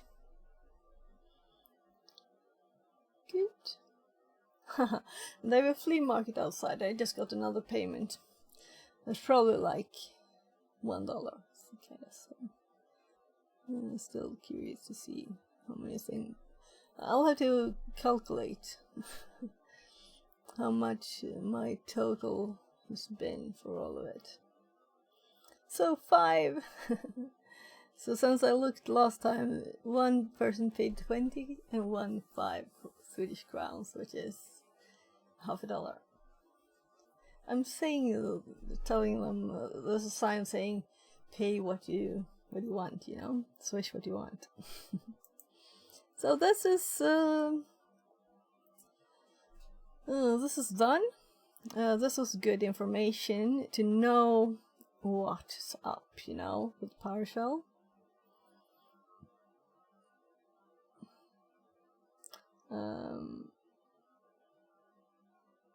Reference is just the same.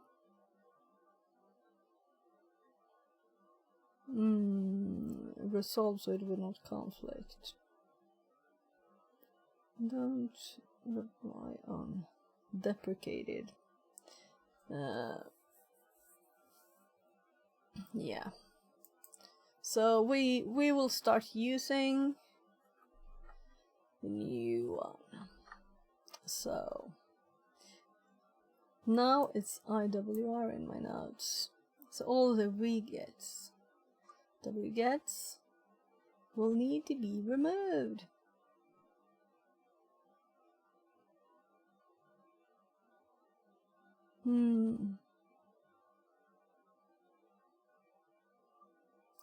Yeah. I'm just planning a bit. So we did download it to run it, of course. So let's do that. Just checking the time of the actual box.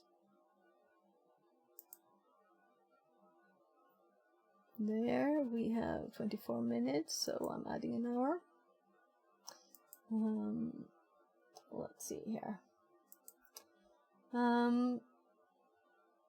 Let's run it through the more pretty. I don't like the blue there of PowerShell. I don't want to change it either. So let's actually run it now. We have C,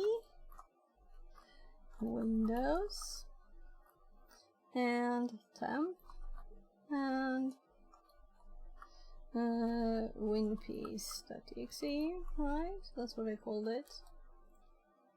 So this is not pretty. Let's actually abort it and see if it runs more colorfully somewhere else, because this is not a CMD with color.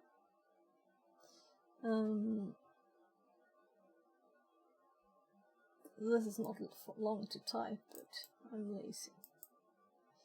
It's not lazy, it's sufficient, right? There. No colors, but yeah, and also no. Still the same messages, only it's blue. So I prefer a black ugly thing to a blue ugly thing.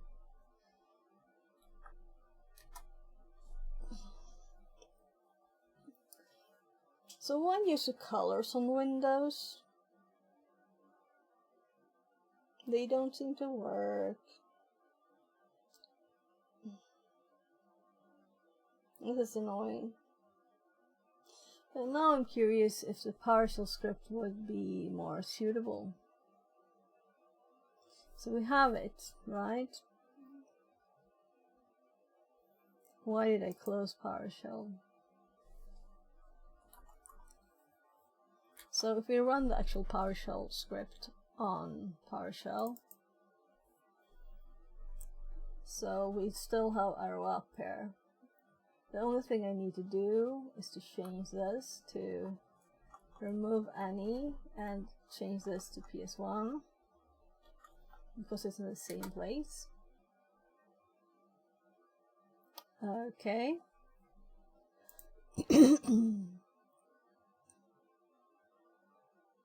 This was new.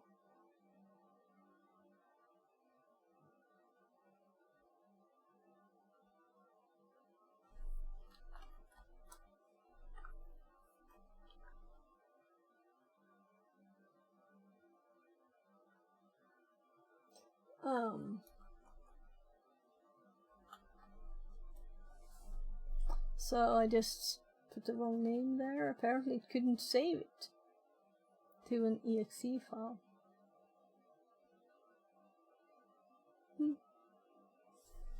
Well, I guess it does something intelligent.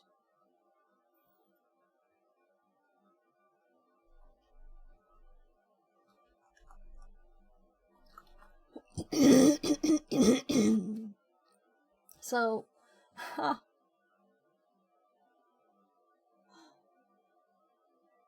okay.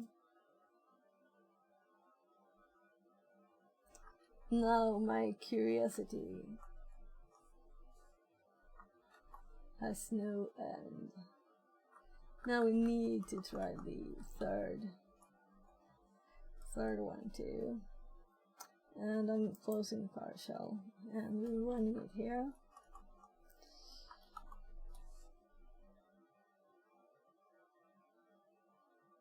Okay.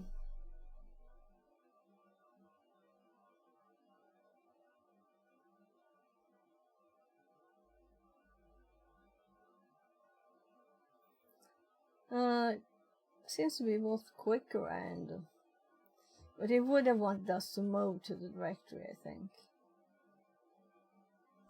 Because it's trying to... File of type... Not found. There's a lot of those. So, simply put, these are not very good. It's better to make your own scripts. So that you have a control, and though they will update probably more than you would, there will have not been updates for 3 months. So it says at the top here, scanning 58%. So they're updating this too.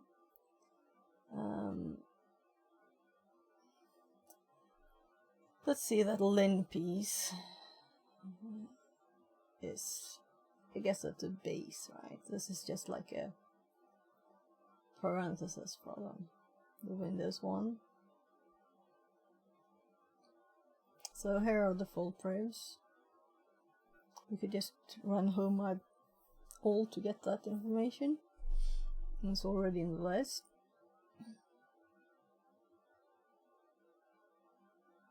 So all of these, I almost have to check. Is it all of the output that gets this? All of the like echo lines. But they're trying to do them with color and it doesn't work. And then it ends up at the file itself doesn't exist. It still says 58%. Well, let's say that I'm kind of... We are not looking for output. That would be frustrating on that box. I'm looking into those more later. So we also have PrivEscCheck. PrivEscCheck is a PowerShell script that searches common privilege escalation on the system.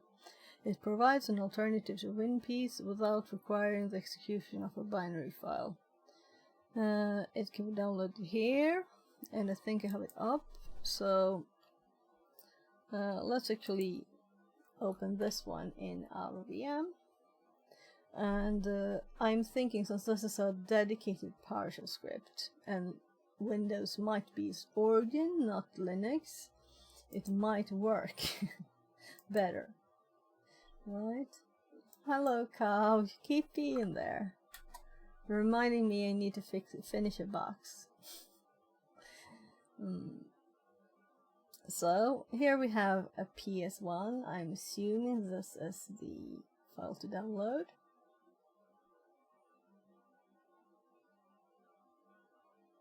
Right.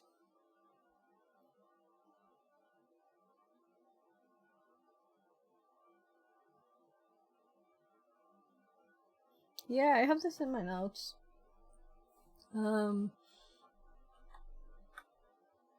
So, at this, I have this. So to run it, we are suggested to set execution policy bypass scope process force and load it in and then invoke it. So let's look at what the actual information in the README says. So it's just doing it at once in one line. So why not do this? Basic checks only and extended check and human readable reports. So these are alternatives.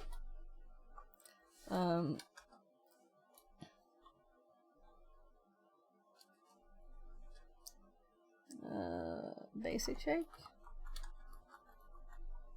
I'm adding these to the notes, of course. Let's just scroll up quickly. This script aims to identify local privilege escalation (LPE) vulnerabilities that are usually due to Windows configuration issues or bad practices. It can also gather useful information for some exploitation and post-exploitation tasks. Getting started. Download the script, and here we have a link to the PowerShell file. So this is actually what we want. So I'm going to save link as, so it doesn't save it in some odd place. And this is where we want to save it, because we just saved the other ones there. I'll copy it into a target Windows machine, running it using one of the commands below. You don't need to clone the entire repository. The file is standalone. Yeah, that's what I assumed. In the commands below, the first dot is used for dot sourcing in script, so that the functions and commandlet can be used in the current scope of PowerShell. Yeah, so that's it's more visible here, but we just have the dot and then this. So the dot there is what loads it in. For PowerShell being so explicit with the long, mega long names of everything, like invoke, it's here, invoke priv-esc check on the right screen, and here we have set execution policy, and then they just have a dot. Logic. So, but instead of, there might be this might be an alias for something, like load this into the current scope or something. Well, I'll not assume logic. Now let's. No, we already have these. There are three examples here.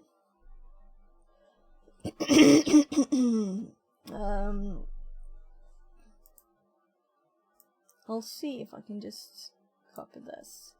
Of course, I can just paste it with Shift Control. There, and then we have the all checks plus all reports. I'm just typing it. Perform extended and audit checks and save the results to human readable reports, but also machine readable files, which can later be parsed for automated report generation. So let's click the copy button and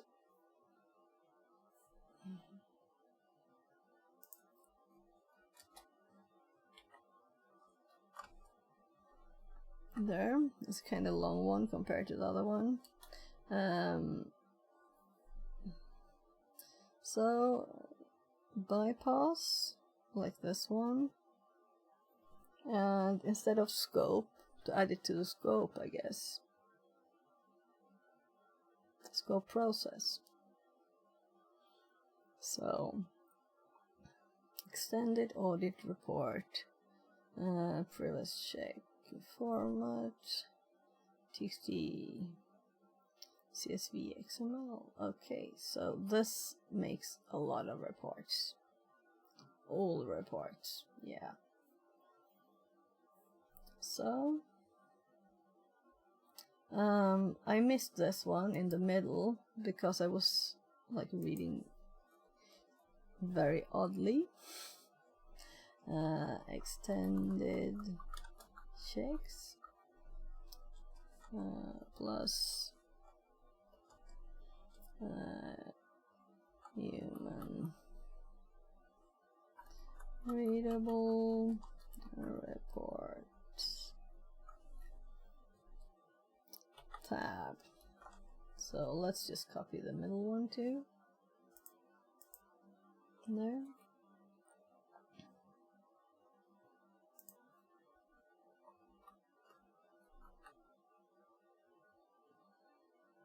So now we have text and HTML, and I like the HTML one.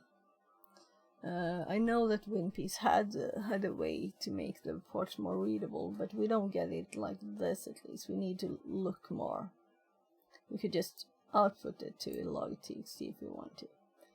This one seems it's intended for Windows. It is more like, well, let's do the basic check first, and then let's run the. So I'm going to copy that one, the top one, and we'll go to the machine, and for the third time, maybe I shouldn't close it down all the time, but it has its infinite history. So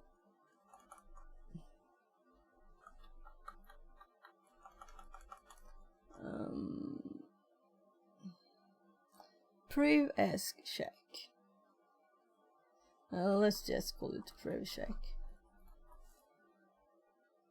And here we need to use the actual name.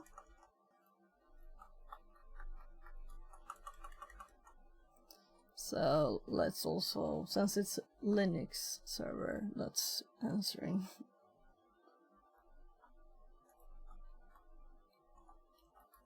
there. So quickly, and then we just paste the command PowerShell EP bypass. We need to put the path, of course. So this is just making a one-liner of the other thing. No, so this is just doing EP bypass. Yeah. So it's not exactly the same.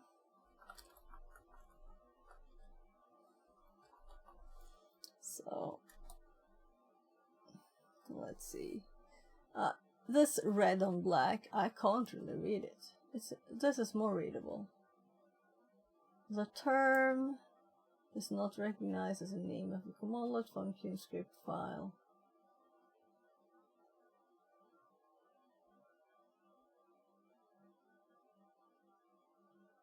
Okay, I think it's still like locked there. So let's go for cd c colon Windows. No, do I want to go here? I don't want to dare this. But let's see if we just let's do type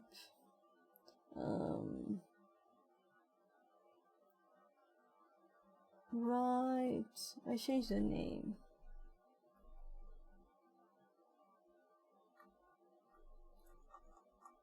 So if you change the name of the file, it might not be the other name, right? So this is better output. Okay, so this is very interesting. We got a very clear output there. It's a warning, it's not a vulnerability.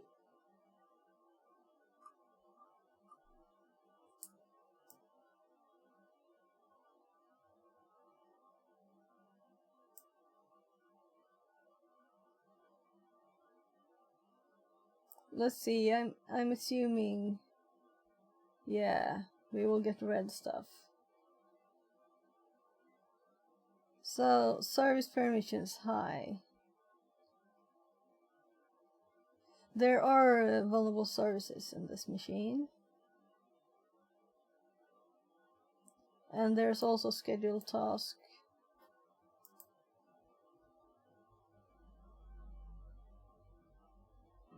Problems. Did it find it?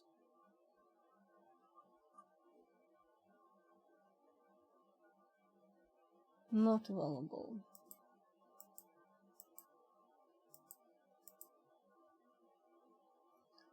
So, vault credit scatter is risky.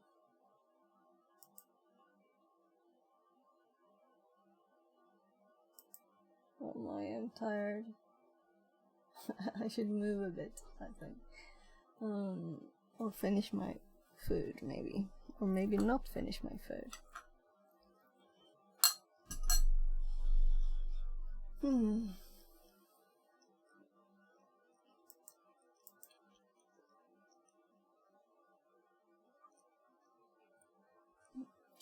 So this is not the vulnerable one.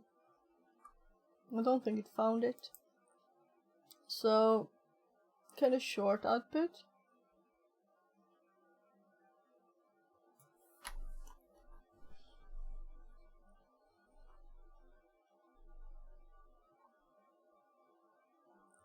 So let's do the same now with the other script, right?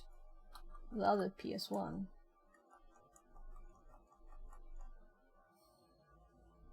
Win piece.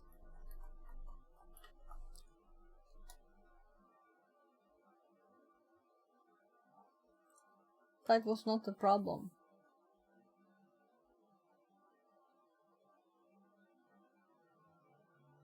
I can't read this.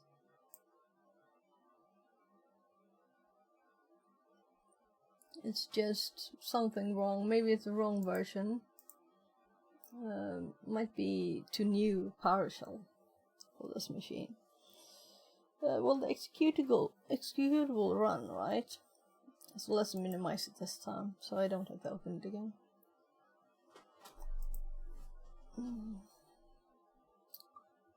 So, no color or anything, that's the thing here. So let's actually think that this would be a box that we're trying to test, and we have to read all of this to try and find vulnerabilities this way. It would be easier to just test everything manually. Right?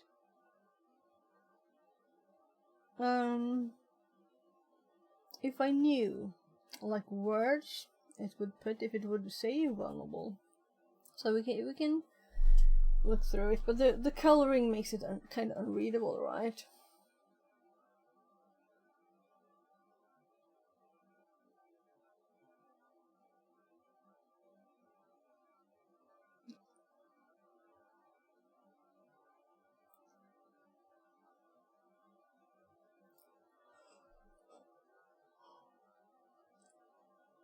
Windows Defender configuration. You see status partial settings.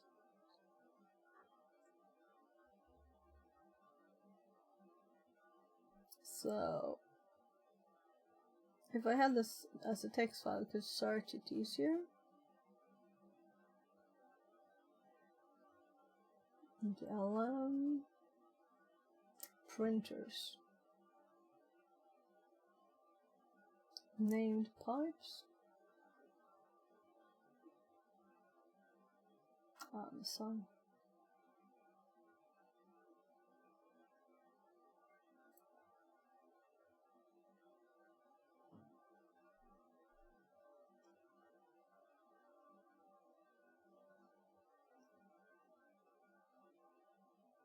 So here we have the accounts on this machine.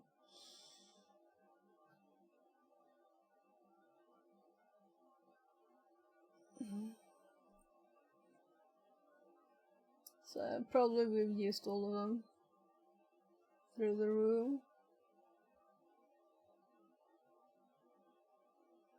So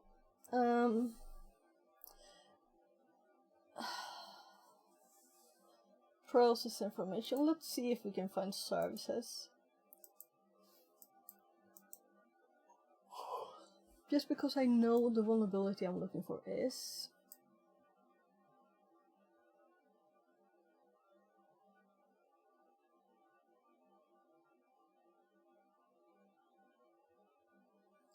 Well, THM service here. Here, it found it. You can modify this service. But to find this text, I needed to know what to look for, right? But it's also doing it in capital letters. Here, it looks like you can stop some service.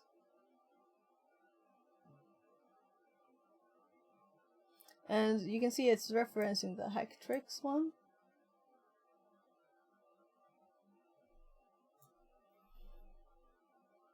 We couldn't just stop it, we could do other stuff too.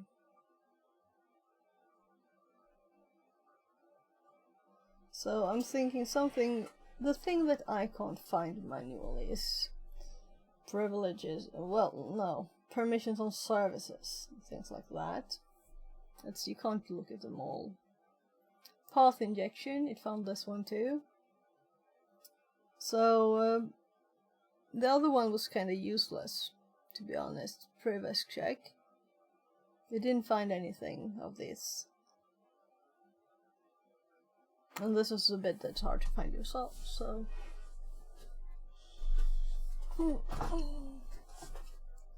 Path injection.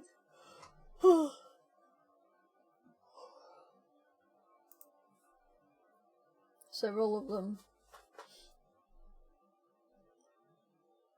There's a specific one that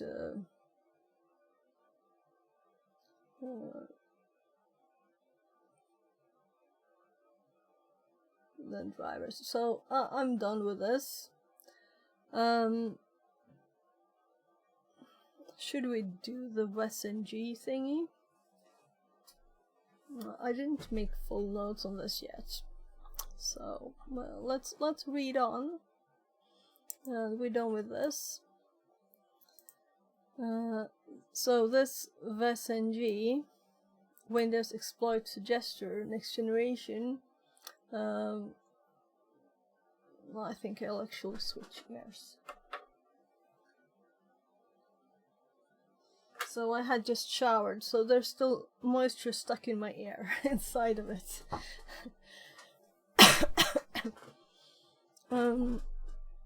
Alright, I should fix that. I have like clothes in the background.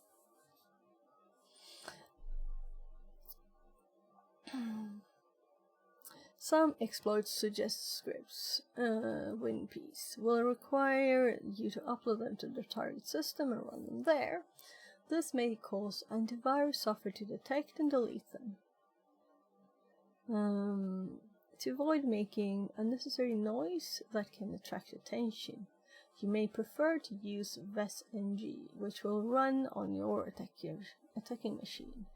E.g. Curly, TryHackMe attack box. WSNG is a Python script that can be found and downloaded here. Once installed, and before using it, type the wspy update command to update the database. The script will refer to the database it creates to check for missing patches that can result in vulnerability you can use to elevate your privileges on the target system. To use the script, you will need to run the system info command on the target system. Do not forget to direct the output to a TXT file you will need to move to your attacking machine. Once this is done, well, or we can copy and paste the screen, right? Sounds like much easier. And then we run this locally on system info. Yes, I'm not going to do this right now, but I'm going to have this in the notes here. So we'll make a few more notes on it. To complete this, but VS1PHC I will use says, it when I actually Good need morning. it. Fixerbot Good says, morning, good morning. New follower welcome in. BS1PHC. Less than 3. So after this, we have to decide if we want to do the what path we should take next. So download it. Once installed. VS1PHC says, So what's the plan here? You going for OSCP, just learning cyber? No, I'm not going for certifications. They're too expensive. I'm just learning things and applying for jobs. That's what I'm going to do. We'll see how it works. I've also worked with IT as an IT specialist for lots of years, so we'll see what I get. I'm almost about to start applying for things myself. Good luck. So, thank you. So I'm just going to add this. So install. That's a negative for me. And then we have... What you looking for in cyber, offensive or defensive? Offensive. Which everybody does, right? No, not everybody, I know. Some people really love the... like forensic, for example. Run was by update. To update database.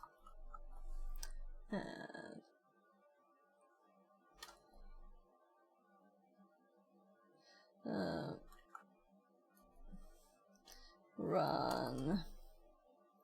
So run system info.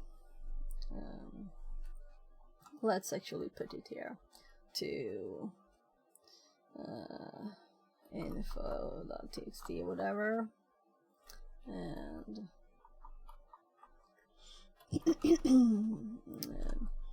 on the Windows box, and then well, run.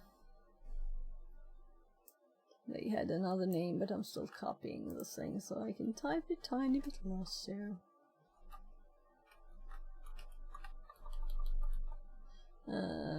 On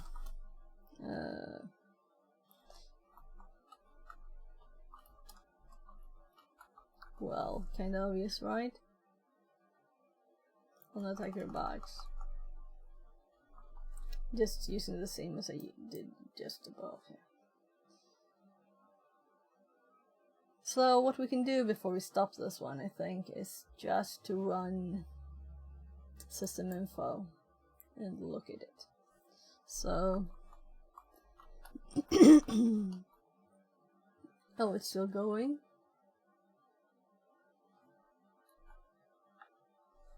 Audio is more fun. I did teach forensics at uni and I like to teach it. Yeah. Yeah, so you like the forensics bit, right? Yeah, I can see the nice there, and I can also see nice bits with automating detection of things, you know. But it's still, I think that like pen testing, red teaming, kind of sounds even more fun. But maybe I always like to do everything. That's my problem in life. I like everything. Well, I do AppSec, so I do red team and pen testing, but I have the defensive modules at unis. Ah, okay, okay. Yeah. Nice. Ta.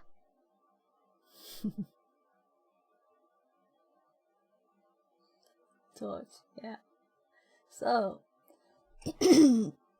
I was just going to do system info, right?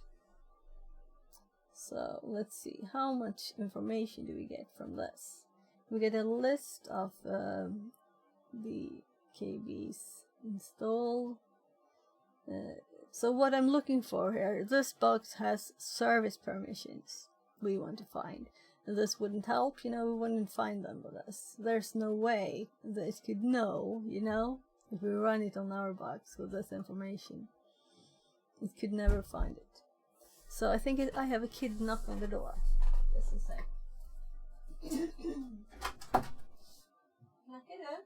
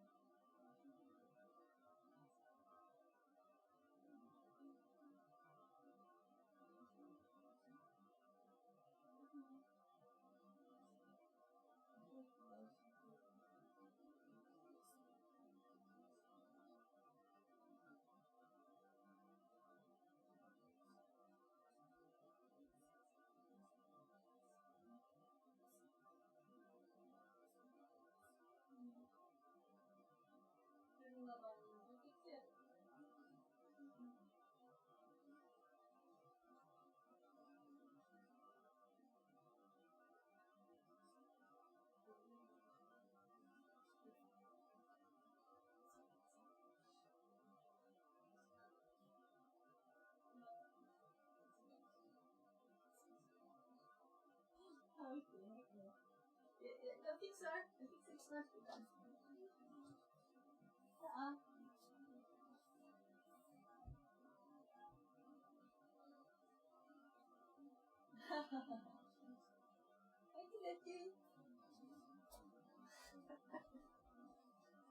Yes, jag fixar det jättesmart.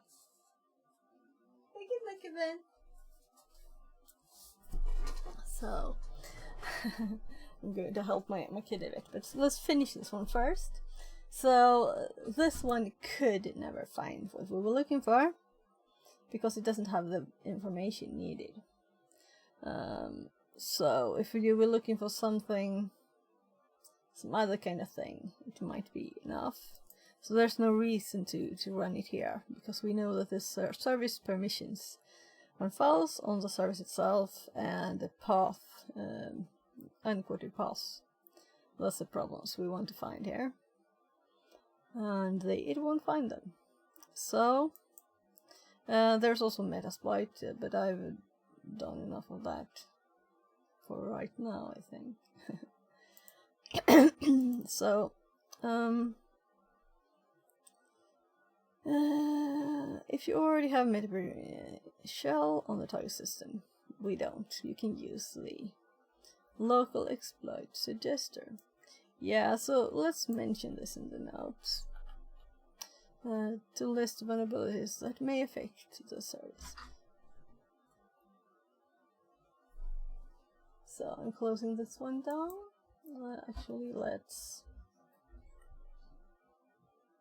No, I want to tab here. So...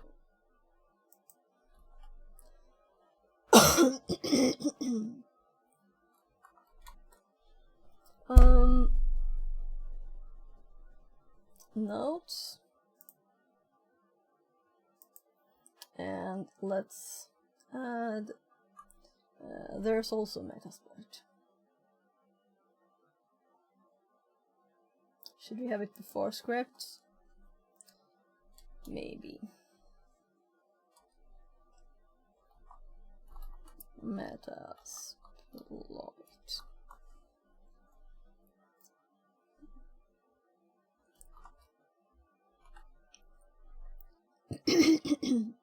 So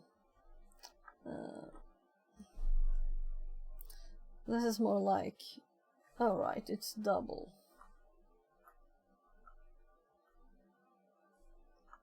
There.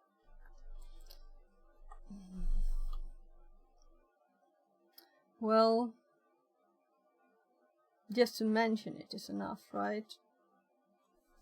We can like do, nah, if connected. So if we did this before, we can add more to it later. This is just a reminder that it exists.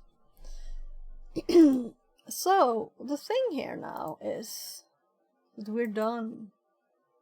We're done with the path. So if we go to the dashboard, we're 100% of the junior penetration tester path. Woohoo!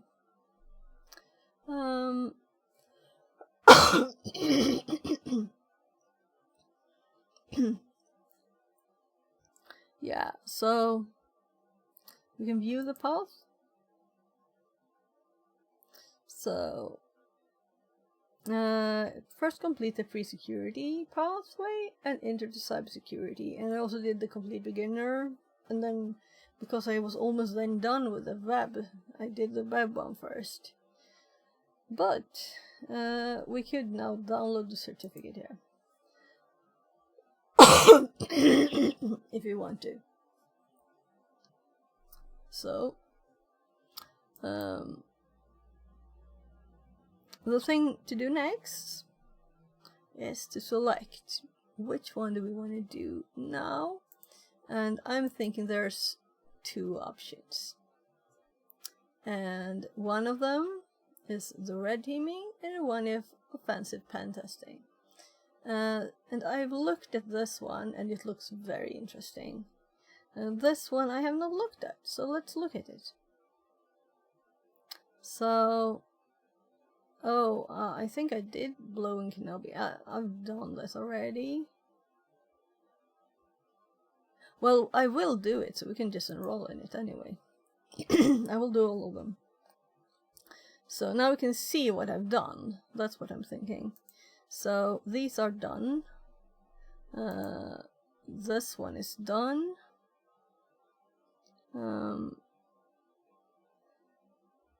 Alfred. So these are mostly challenges, right?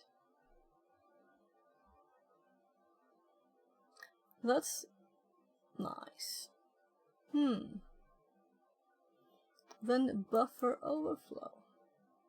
So this looks very interesting too, and I'm thinking this is more like in between there, junior penetration tester. Then we go for this offensive pen testing and then red teaming. That sounds more logical, right? So there's more here. Active Directory. That's nice. Yeah, we'll do this one. Let's do this one first. So if you click resume learning, we should hop to the room that's next up. And it's Jenkins that I recognize, but I haven't done any rooms on it. There. And I know that the last room was like several thumbs up. So I tried more than once to click it, so I know I did. But that's like, maybe I would click thumbs up some 3 rooms or something. Maybe I should have done some more. But that one was really good. I really liked it. The Windows Privileged Escalation.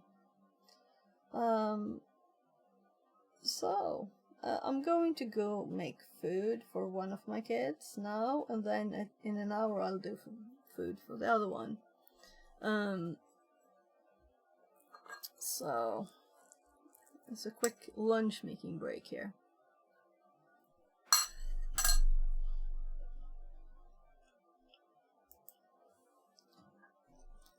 Like 3 minutes maybe.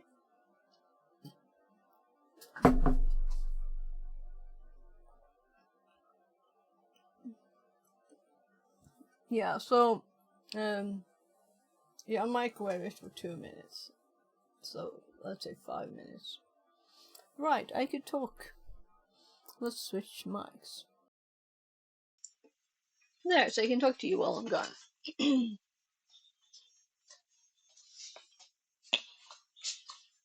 Linus,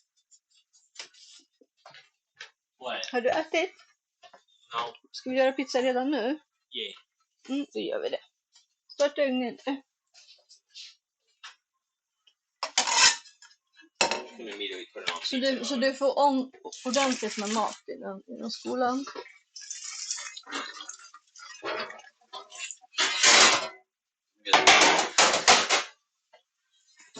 Så jag ska fixa till oven också. Så börja ta fram dina saker du.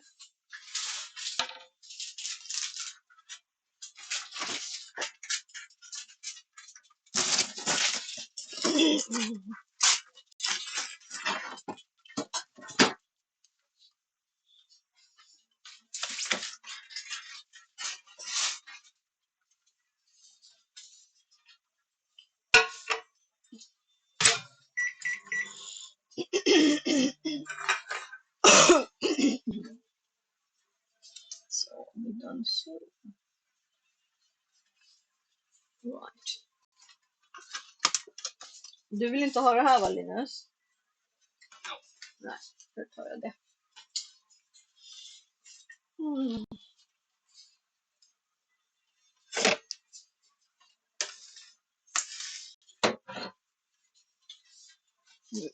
Jag kan ta det lite senare.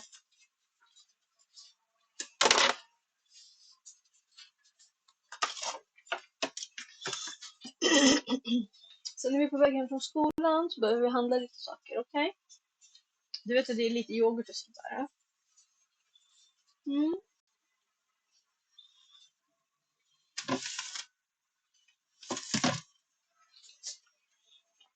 Och pappa var också sugen på tacos.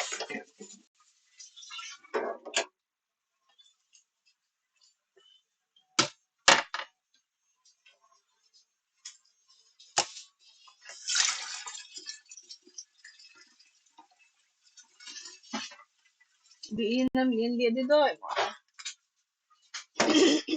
Så det blir som fredag idag.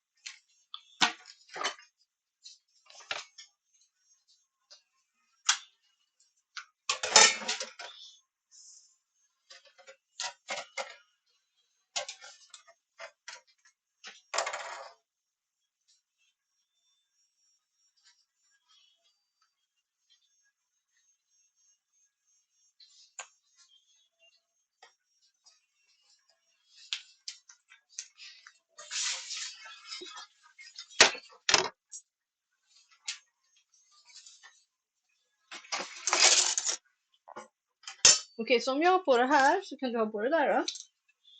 Du kan? No. Linus, du kan ta all skinkan, det är lätt. Okay.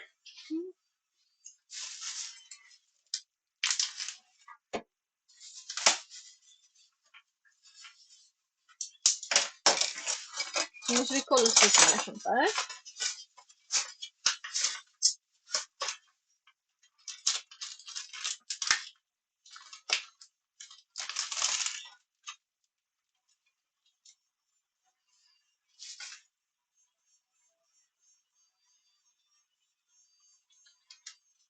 Men somnade du igår, Glenn? I don't know. Var det ganska sent eller var det var ganska tidigt tror jag?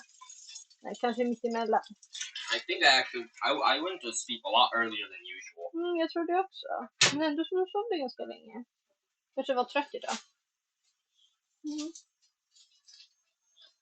I slept probably like 10 hours, Yeah, jag tror det. which is good. Goody good.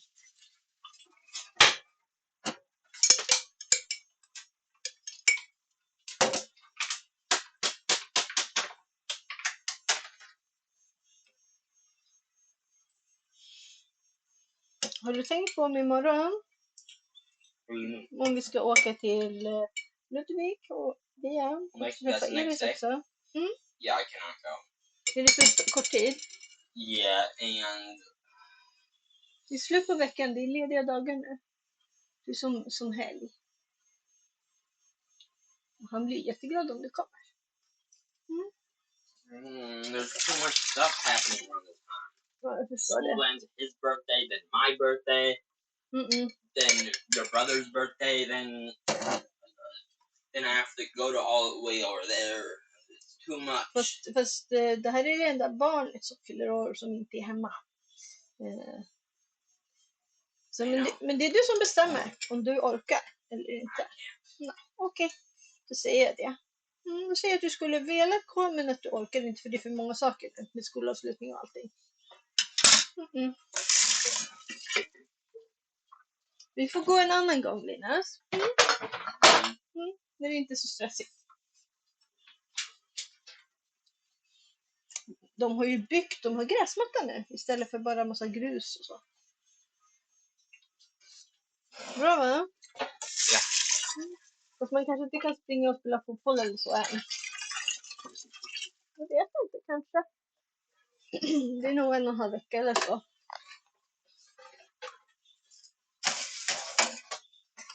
Så, jag går upp med Labans först bara.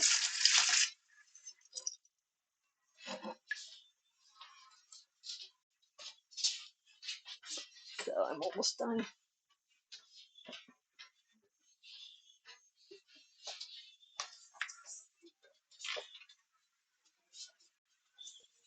So varsågod gubben. Basketball is good. How long can you think that? Oh, sorry. Du får det här först. Det är lunch först och sen får du efterrätt.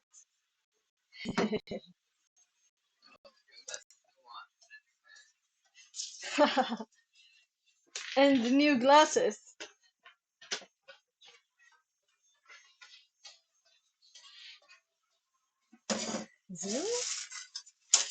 So I'm just having cheese on my Eric's pizza.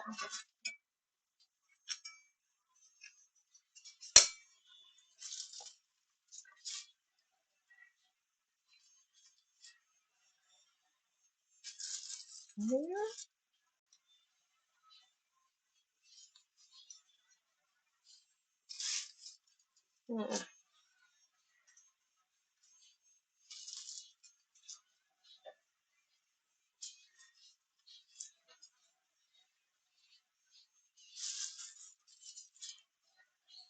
So halfway done. So I'm thinking, should I eat something more? But I'm not finished with my breakfast, so I'll eat when we get home instead later. More. Or maybe I will get hungry. So just a few more pieces.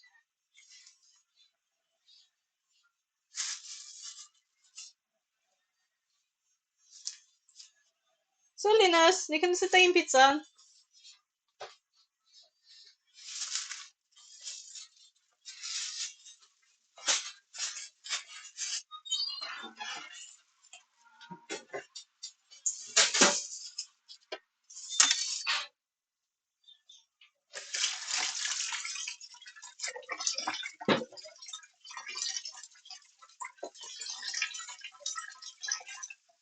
Bra, superbra gubben.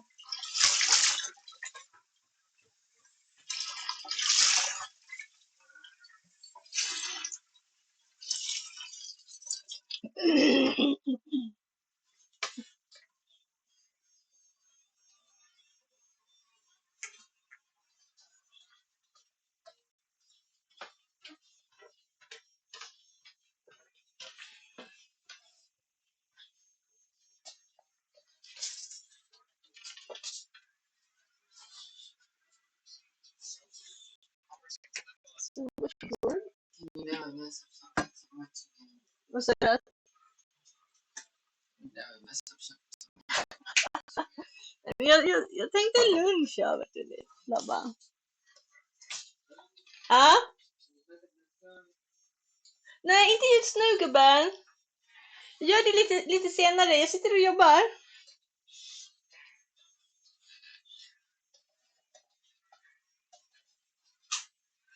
So, there.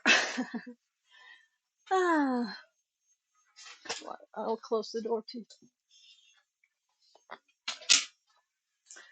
So, let's get started. Alright, I should put a marker too, so that I can highlight easier. I actually made both lunches because one cricket slept for a very long time, as you might have heard. Slept for like 10 hours at least. She didn't wake up until, well, 9:30. He's probably slept more than 10 hours. Anyway, he hadn't eaten lunch or breakfast yet, so it became an early lunch. And the whole pizza, he should be full for his school time and a bit more there.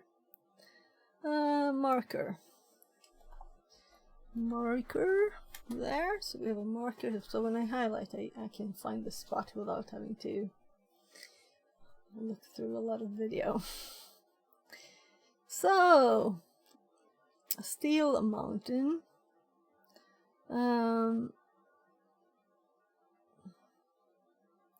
Yeah, I don't remember which one this was, but I've done it.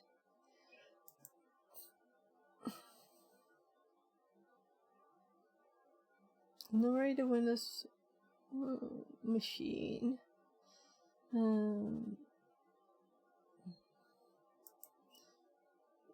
So, oh right, this is the one with the Rigetto. The problem was finding this name, because I was guessing it was HTTP file server and the nmap scan and everything. But the Rigetto name was hard to find. I tried lots of things there. Yeah.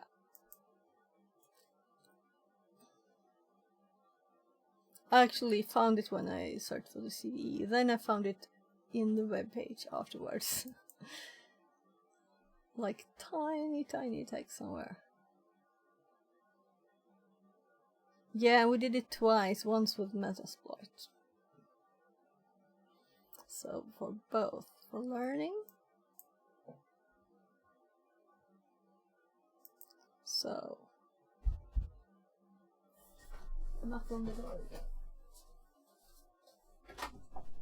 It's for Ben. Dobra, wejdę. Tak?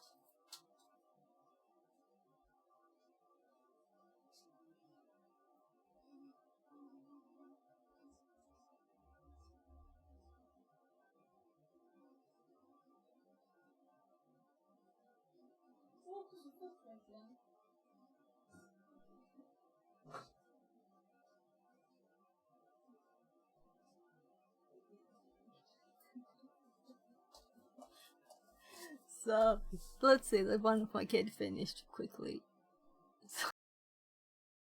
I'll make him some ice cream too. Before I start. Better to do it before I start.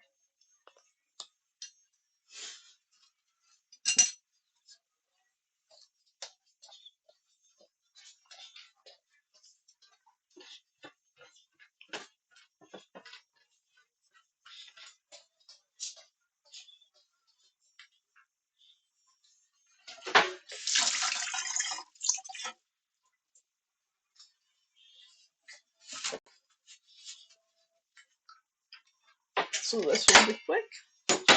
I'm just getting some ice cream.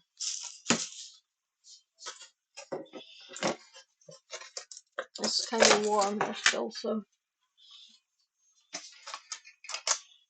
Oh, and yeah, my 7-year-old, he did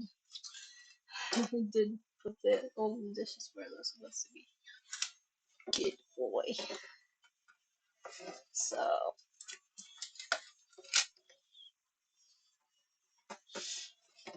So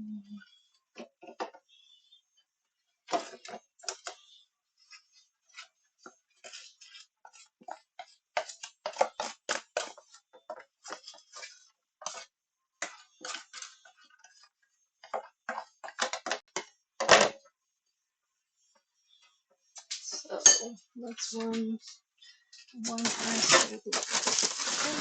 So I'll try to get another one. A little too little there.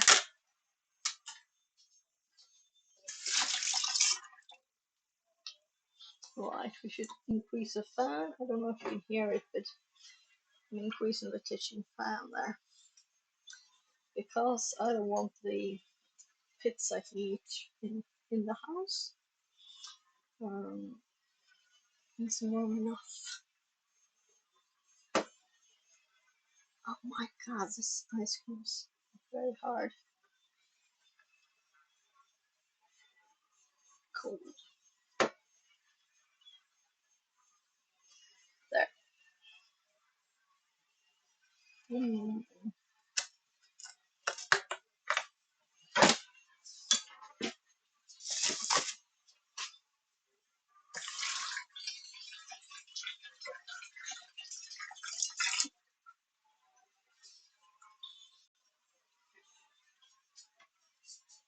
So I'm just going to put some cookies here.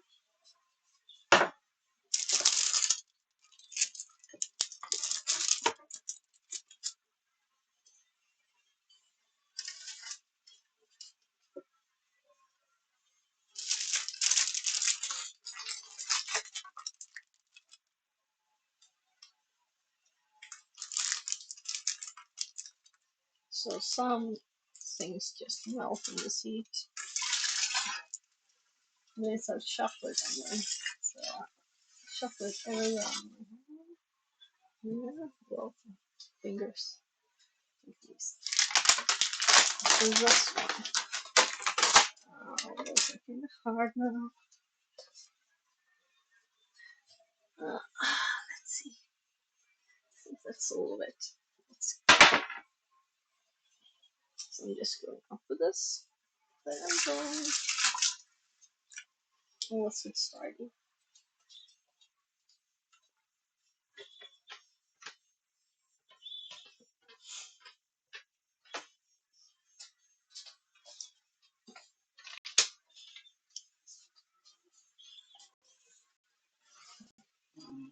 Finger tapping.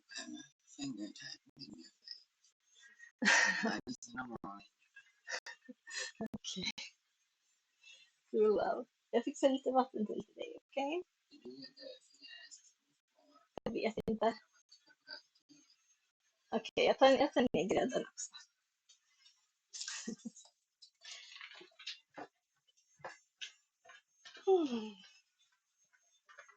So we'll see if it'll be an IRL stream while my kid is in school. I've also been thinking about other stuff. What should I do on my laptop? In like a bit less than an hour. I think maybe the best thing is to, some people say, touch grass a day at a time. Take opportunity, stretch or remove. So that's why I do the IRL streams when he's at school for an hour.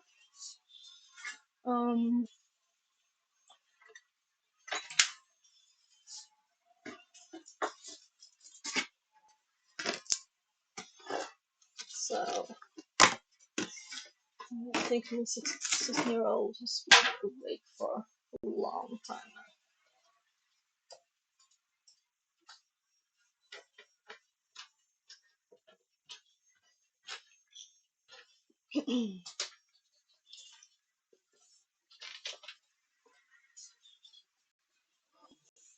You didn't get the backpack, and instead you got the plank made of chocolate and ninja chocolate in half. Okay. Okej. Det är sista de som kan skaka sig, du vet. Den som också var minishopad. Minishopad? Ja. Vilket tack. There. So it's actually warmer in here, I think. I'll almost close my door all the way.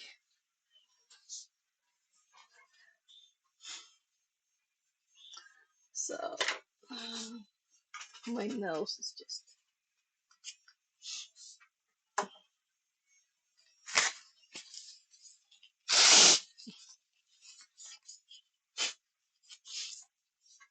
It's always nice to be able to breathe through your nose, too.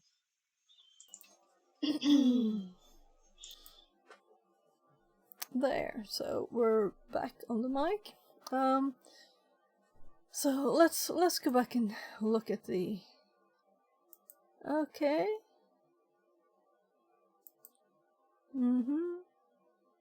Let's go back and look at the path, full path. So we're starting the new path there, and I didn't actually read this introduction, maybe I should. No matter where you are, the skills and requirements for a penetration tester will be the same. You will be required to have a good understanding of various aspects. Okay. So just suddenly,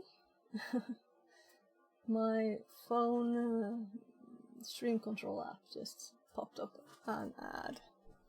It usually does at the start, it didn't do it until now. So, the requirement for penetration testing. Well, let's restart. I'm thinking I'll highlight this, so I'll cut it into pieces. So I just started, so I'll restart. Offensive pen testing. This is the start here of this path. No matter where you are, the skills and requirements for a penetration tester will be the same. You'll be required to have a good understanding of various aspects within information security, including web applications, network, and sometimes even low-level technology like assembly. A good understanding of these technologies is essential to learning how to exploit them. The aim of this path is to make you ready for real-world penetration testing by teaching you how to use industry-standard tools along with technology to find vulnerabilities in machines. By the time you complete this path, you will be well prepared for interviews and jobs as a penetration tester. To complete this path, you should have a basic to medium understanding of computing. You can use this pathway to help you acquire the skills needed to go and get certified by well-known certifiers in the security industry. Requirements. Prerequisites. Well, how many times can I read it wrong? You need to be comfortable with web application security and network security to complete this pathway. If you do not already have these prerequisites, complete the Junior Penetration Tester pathway. And that's what we just completed. So, we have the getting started that I think we've done, but it says let's get started with a few easy rooms which will give you practice in the following areas: active reconnaissance, vulnerability scanning, privilege escalation, web application attacks. It's important to take notes when attacking machines, as you will usually be required to explain the vulnerabilities to both a technical and non-technical audience. To get practice, why not take notes or write a blog post for each room you complete? And the ones here are Tutorial, Vulnerversity, Blue, and Kenobi. And I'm not redoing them, it wasn't that long ago I did them, so... Advanced Exploitation. Now you've warmed up, it's time for you to dive a little deeper. Complete the following rooms to get practice in: vulnerability scanning, handling public exploits, password cracking, Metasploit framework, port redirection. So now we kind of know what is here. Steel Mountain. I remember there that we used two different ways of... We used both Metasploit and like a normal way. So now it's time for Alfred and Jenkins. And then we have, seems like being a lot of challenges here, which is nice. And then we have buffer overflow, which is very nice. Yeah. And then we have Active Directory, which is very nice. And then we have Hackable PowerShell, bypass Windows app locker and escalate your privileges. Mr. Robo CTF, retro, new high score. Well, so this is the next one to do. So let's just start it and we'll see. We have 30 minutes, maybe an hour, depending on how much other things I have to do here. So since I'm doing everything very thoroughly, and I will think that these times will always be too short since I'm reading aloud and everything. So Alfred, exploit Jenkins to gain an initial shell. And then escalate your privileges by exploiting Windows authentication tokens. So we got a hint here. And I know that this is web, and web is what I feel the most unsecure about. So, but it's always web, right? It's always web first. I'm thinking I'm going to update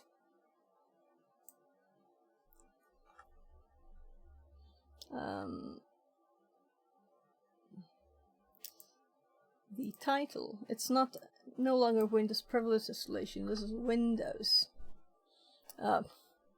Alfred. My door is now open. Yes, yes.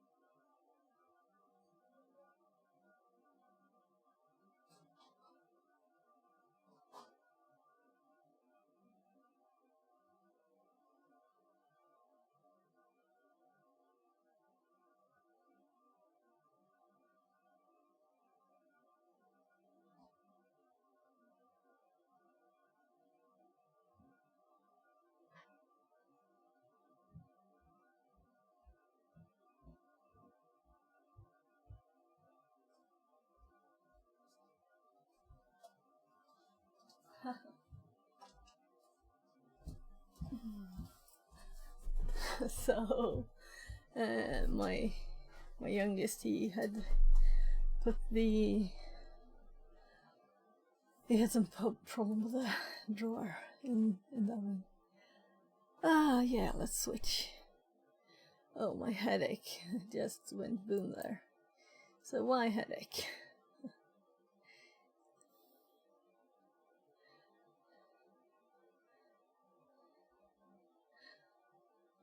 Let's ignore it. So, YouTube.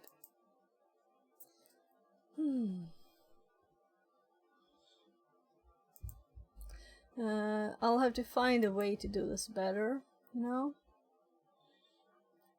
But I have to go click content, live, edit, and then I can edit the title of the stream. There, so there we have it saved. And we have several TryHackMe up. Let's close that one.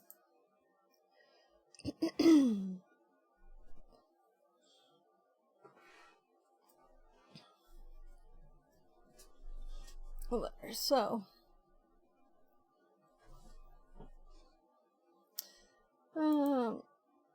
yeah, so let's get started. It's started. And this is a box, kinda. Yeah, it's like a box. In this room, we'll learn how to exploit a common misconfiguration and widely used automation server, Jenkins. This tool is used to create continuous integration, continuous development pipeline that allow developers to automatically deploy their code once they made changes to it, after which they will use an interesting privileged escalation method to get full system access. Since this is a Windows application, we'll be using Nishan to gain. Oh, this is new to me. That's nice.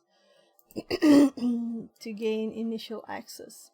The repository contains a useful set of scripts for initial access, enumeration, and privilege escalation. In this case, we'll be using the reverse shell scripts.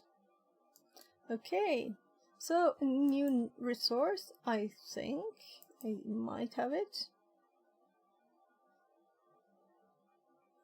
Invoke PowerShell TCP. So it's not really a box because we're giving what we should use.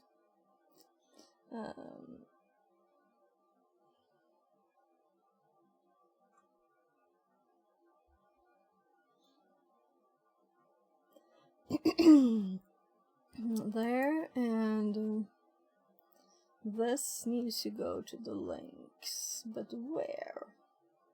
Offensive PowerShell for red team penetration testing and offensive security. Active Directory. So, the biggest thing really with this is to learn all the tools, right? To know all the things, recognize all the things you can do.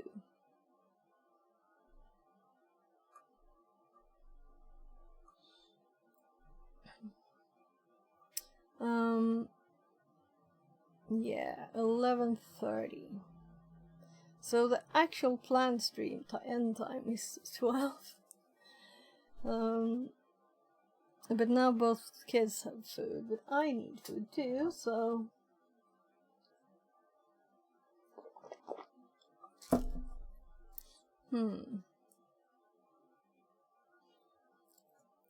I'm thinking how far we should dig into this, or if we should only focus on this for now. Maybe even. Nishan is a framework and collection of scripts and payloads which enables usage of PowerShell for offensive security, penetration testing, and red teaming. Useful during all phases of penetration testing.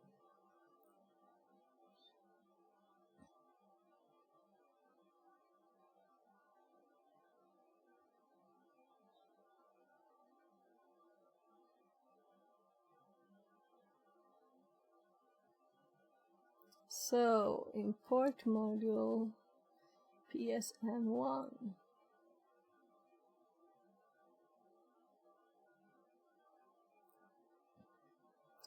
Import all the scripts. Use individual scripts. Dot sourcing. To get help about any script, get help script name fall.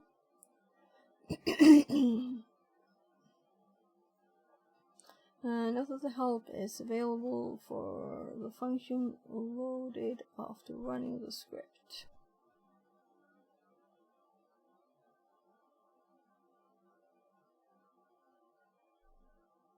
So I am a bit tired.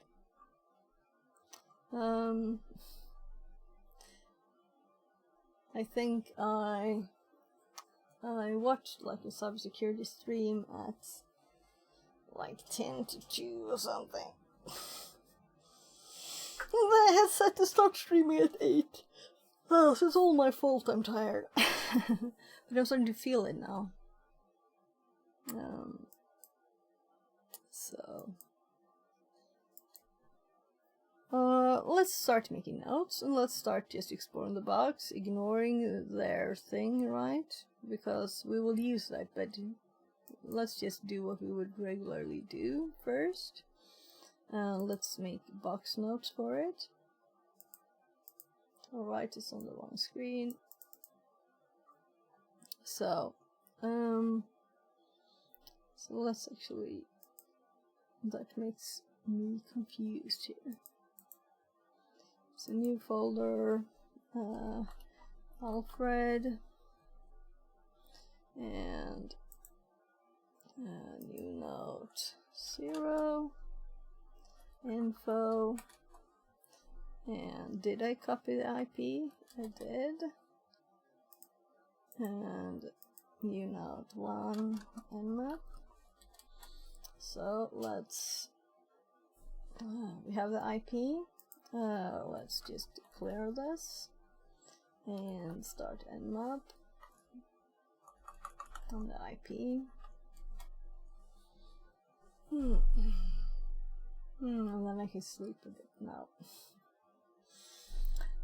So after this, it is a web one.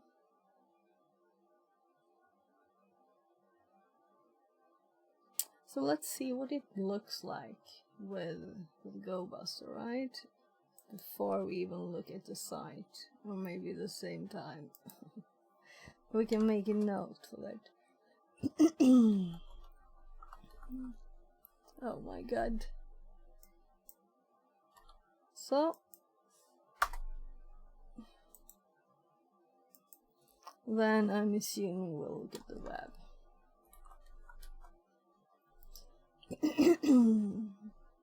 And I should be looking at my notes to do this probably, but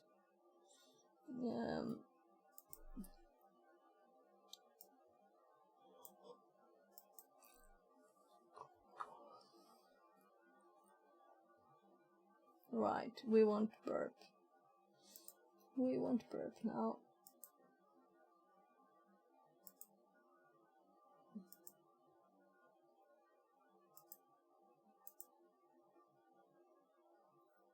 So burp is not started, of course. Come on.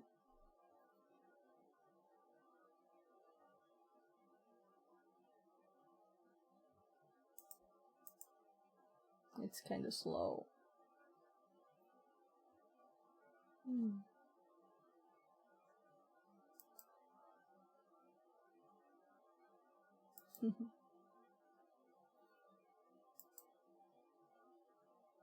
Nah, come on.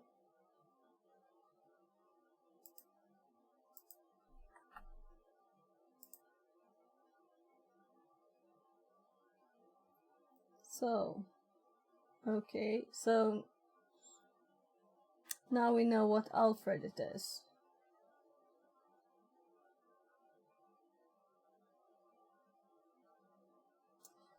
Okay. So I guess we'll copy his email address here.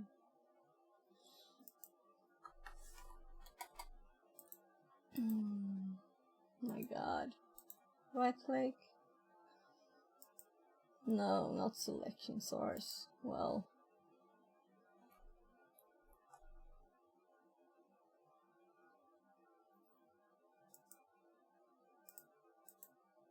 That was interesting.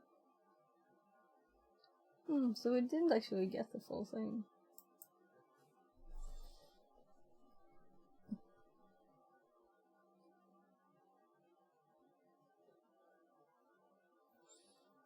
well, Nmap might already... No.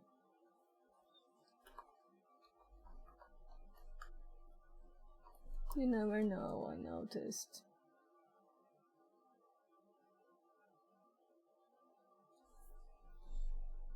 A nice error message. So...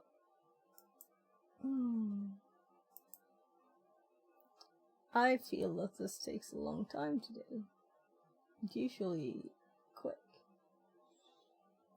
Let's see... What was the last one? Well, there it is.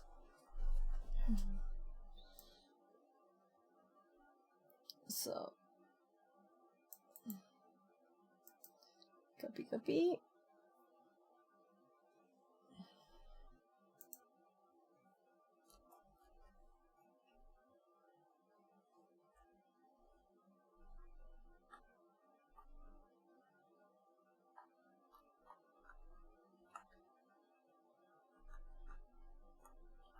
So this kind of breaks the nice readability there.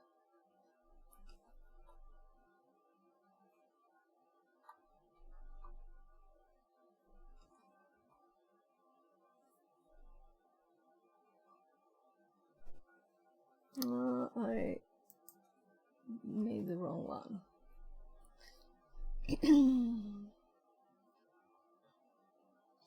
So, well, 80, as we noticed, doesn't seem to have a title.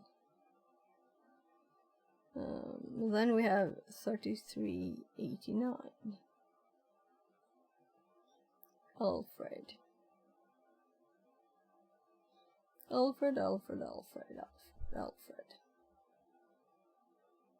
8080.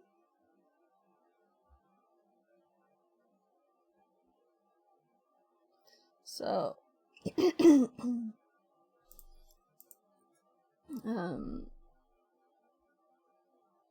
right, so now we have not one to do there, but 3.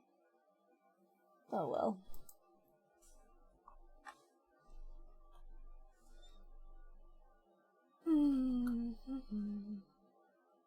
So R is follow redirects, U is the URL, we will just do the IP that I don't remember, so I am tired, especially with that IP. 10, 10, 104, 236, because 236 is mine. I just took other numbers before.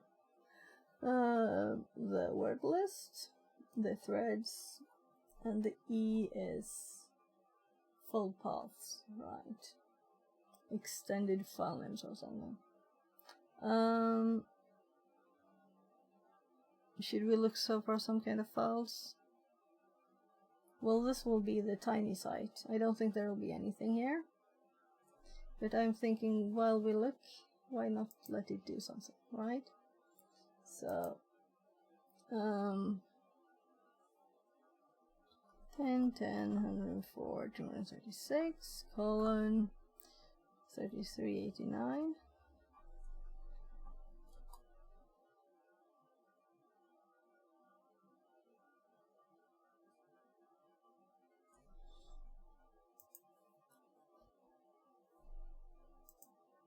It didn't do anything.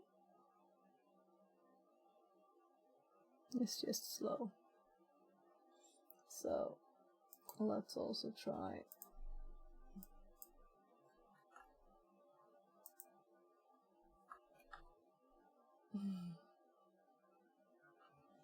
so this is so annoying. I did press Ctrl C here.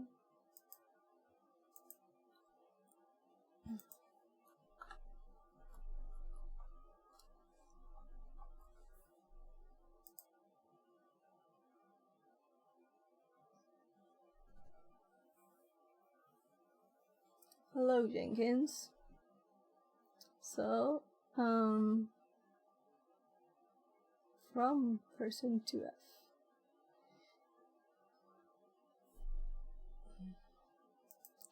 So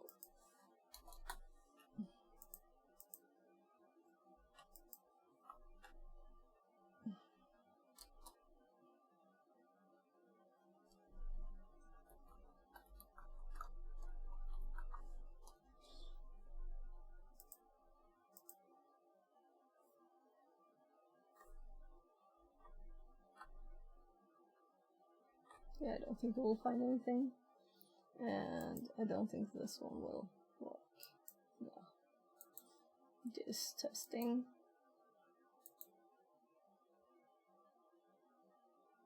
I feel a bit like I'm stupid starting stuff and I know I will quit soon. But especially since I'm tired. So we can make it a bit bigger, right?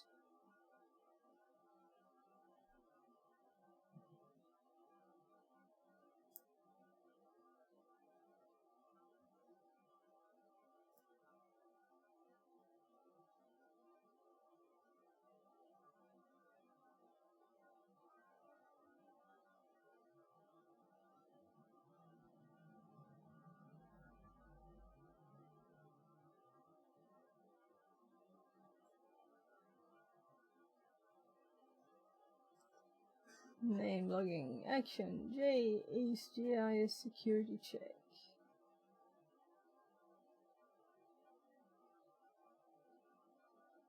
So if I click here instead, but it's popping up there.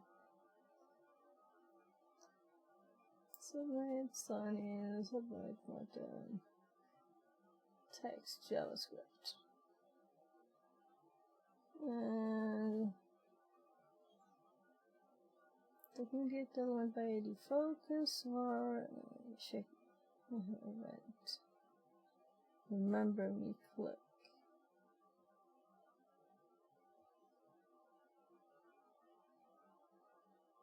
Remember me, remember me.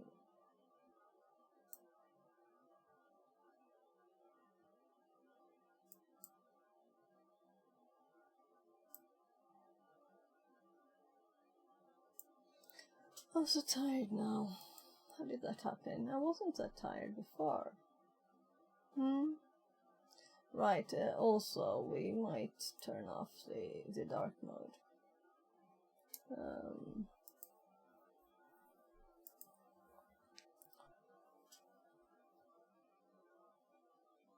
So remember me, apparently.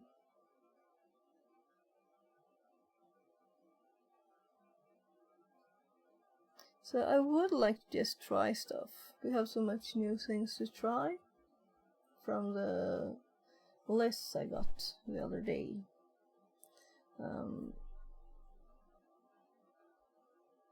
So the question is, should I look at the room and the things, or should we just look generally, right? So generally means doing 80/80 now, because that page was like nothing, right? So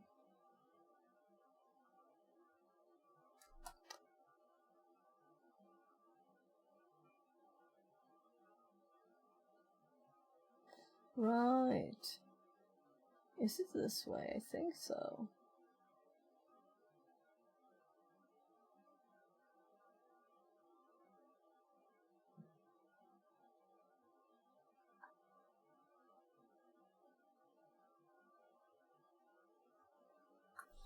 So I'm going to look at my notes, because then I will know. So let's actually do a new one so we don't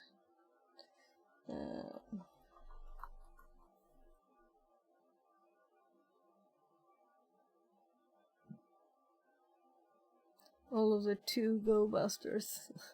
Never did that before. Maybe I should have my box notes separate so they're not searched. 3. So I should have looked instead. in just folders.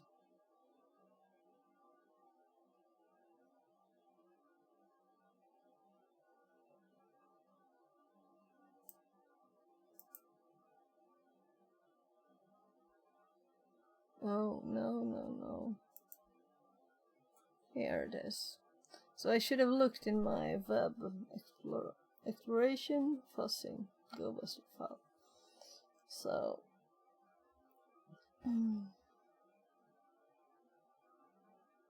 we also have the help,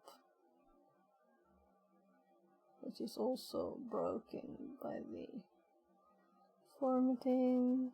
Didn't I have an example here with a port? Well, let's go up again then.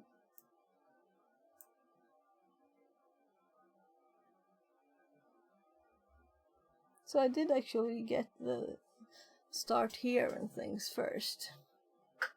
Start here network and web, have both of them.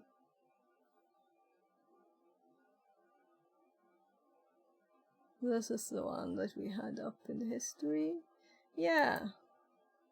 So I'm using colon here. And it works. So it's probably just because it's 8080. So I guess we will do this instead. Although I'm not sure.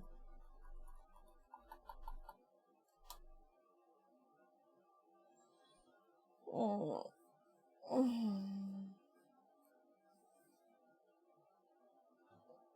Is it starting? No.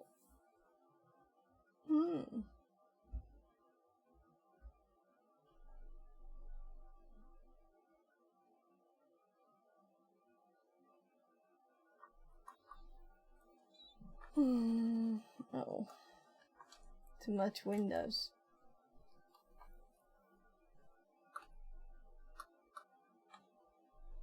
Just trying these because I'm too tired to think. No, it says HTTP server gave HTTP response to HTTPS client, so it's supposed to be HTTP. Server returns status code of the machine, the provided option not existing URLs.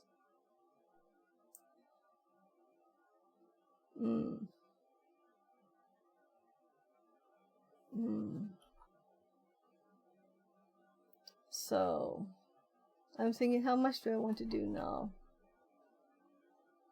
Should we just we could do this first just to make sure, like, right? But I will still have to change it. But I did this for the last ones.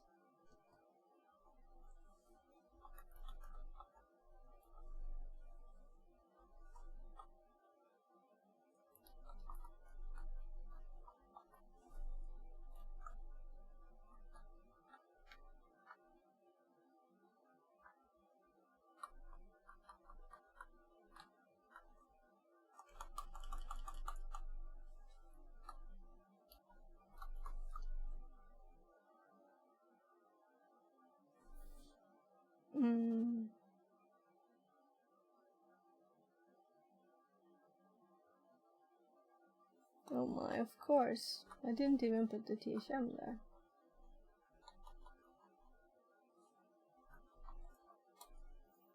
Yeah.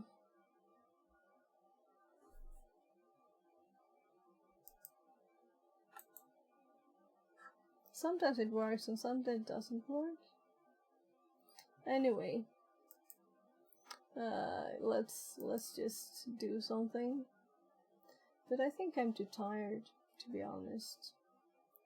I'm thinking a bit that, will I be able to do an IRL stream?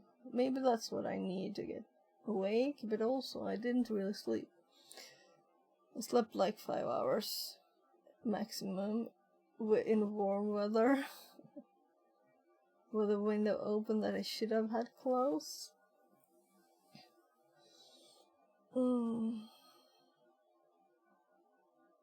I should sleep more. So now being awake until 8. But what I was actually doing, not just watching, we could actually try that for a bit. I was seeing if I could get, well, it takes time.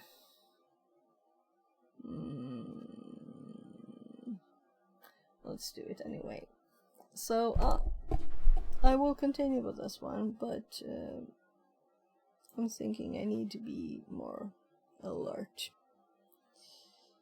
So, here, I have added a directory called, actually, playing game. I don't usually play games. I couldn't even spell single player. So I researched a bit.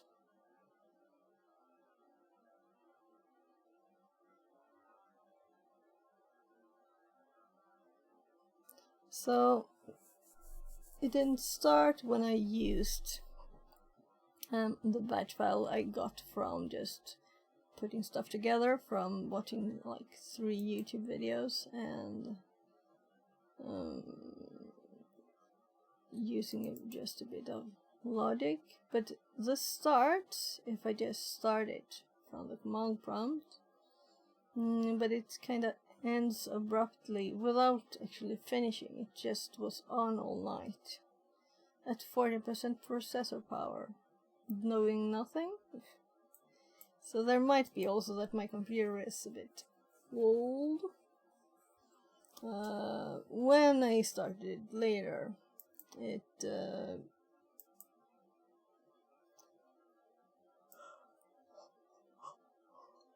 oh, sorry. So when I started later, it gave only this without nothing, no arguments. I got lots of messages warning this is not supported kind of thing on my graphic card. So if we edit this one,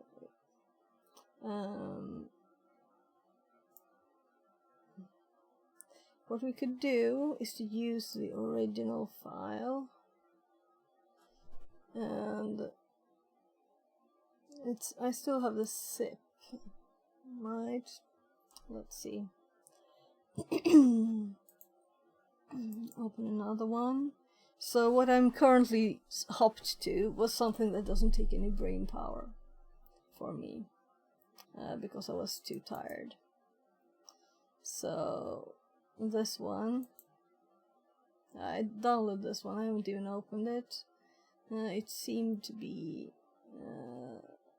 that this person had some kind of other file, but I probably don't need it. I don't even want to be admin on the server. So what am I doing? This is me being too tired for this too, but so I'm just going for this one, contents. So right, this also requires the update script, and maybe this is why. Maybe this didn't work. Well, this would worked. What doesn't work is this, but this also hanged. Yeah, that's why they use this probably. So let's copy this contents, or let's copy the files. So this one and this one. So let's copy them to this directory. No, it doesn't require it. Let's put them here because these are paths. So did I edit both now? I don't. Yeah, I need this one too. So it's not dot dot. It's just.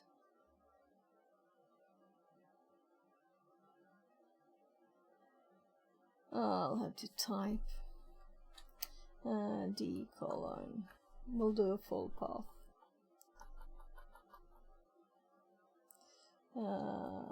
What Just server.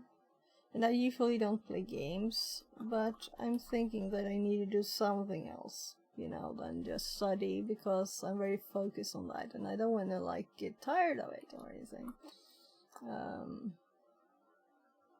So that's why. And someone definitely had an at the end. This one didn't though, so let's not. So if we just updated the path, and this has the validate here too, that the other ones I looked at didn't. Also these. So this one is just the notes. So I closed mine. Well, so this one is the options called into this. And they also run it twice. And they cd into the directory instead of using the full path. And for me, this directory is called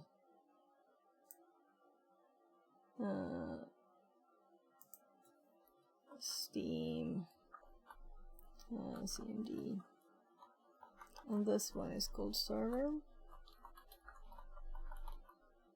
And this is also interesting. Rust dedicated batch mode. So let's just go by their default, not change anything, even the identity, seed, nothing.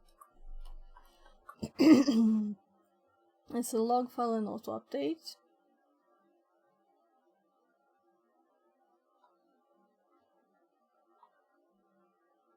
And no new line at the end.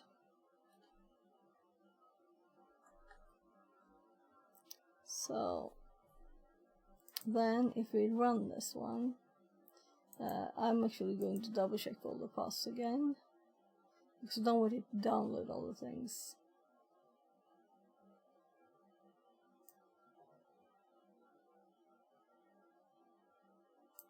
Path.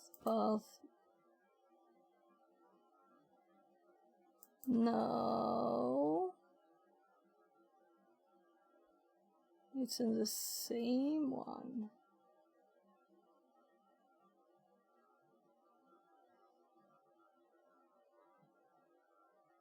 This is very odd.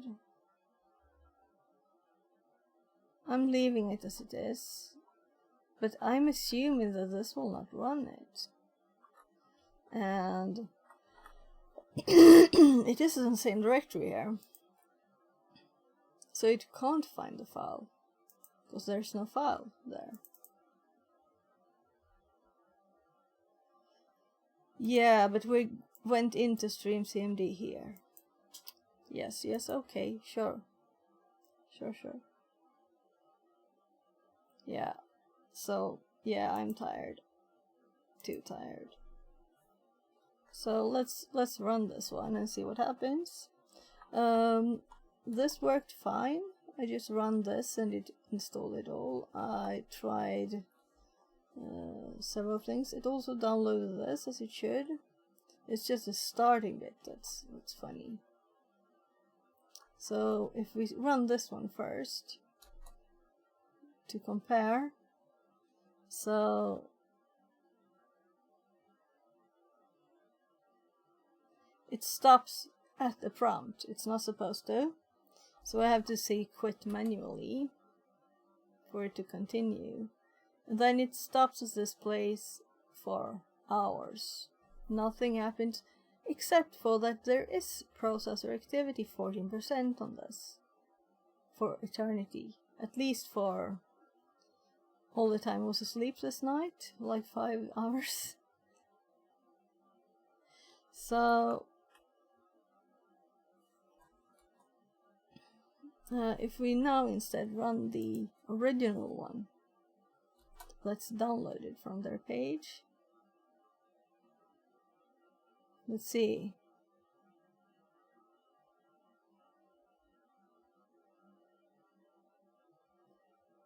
Oh my, it's doing the validate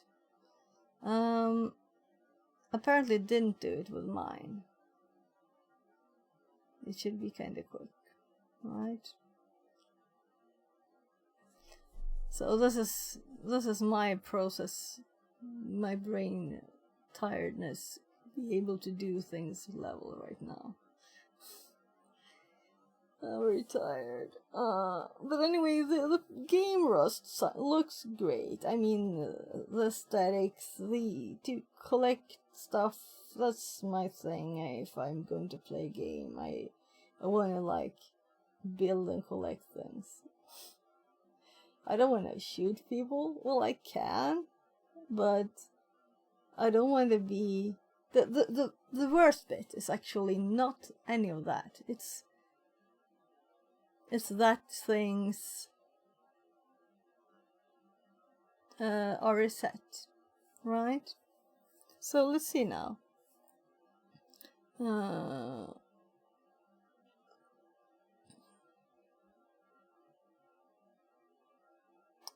Right, it does it twice.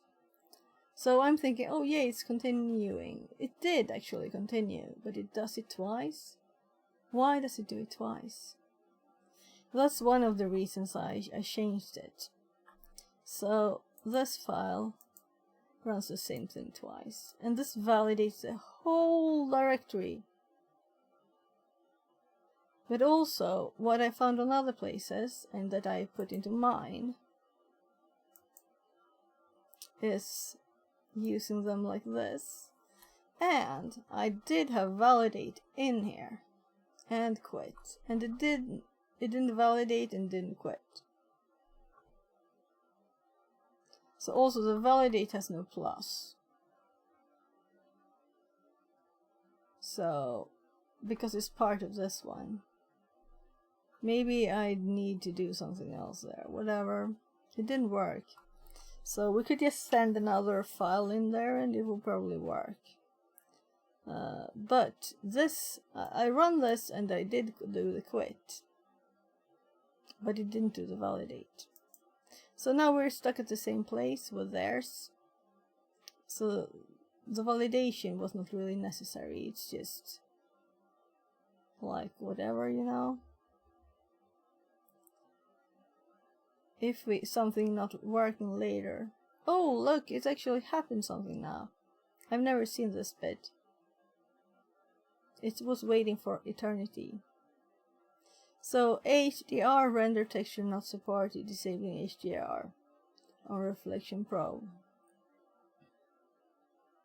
Yeah, so this continued, and I also got it working, like starting. I had it starting this morning, but I didn't want to have it running when I was streaming. So these are no special settings now, but we can look here in the directory that on CFG here. No, wrong. Config. I was looking around. No, server. So this is the one we're starting now. This is the one I started at 8:07. Well, I stopped it there before I started stream.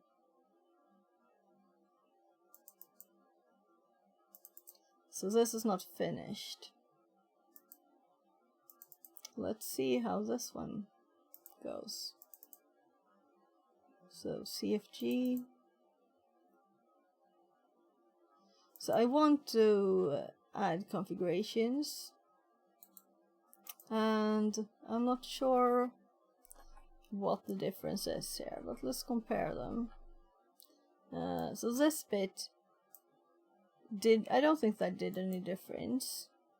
So here we have Rust dedicated batch mode, and here we have full path Rust dedicated batch mode. So might I have to be in the directory? That might be it. That's the biggest difference between them, except for using a script. So we will add a script instead, and we will only run it once, and we will use cd So, and this will be then in the REST server directory instead. So let's move it, because I'm assuming this will take a long time, you see the counting. So when I start the actual game, Rust, it also takes an eternity, you know. It's a stupid way of doing things, and I might just not anyway ever play it. Maximum polygon limit.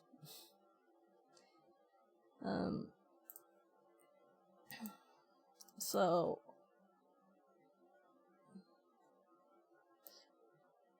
I might change the title of the stream, but I'm not doing this forever, so anyway, let's fix it now.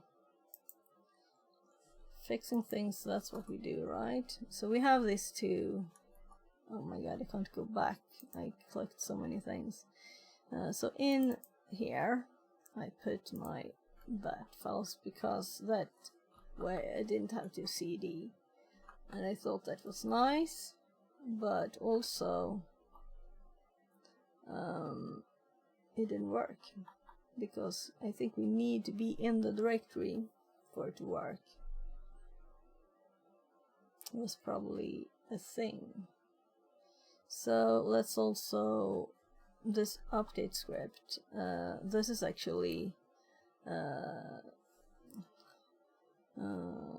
Steam CMD arguments. So, and let's actually make a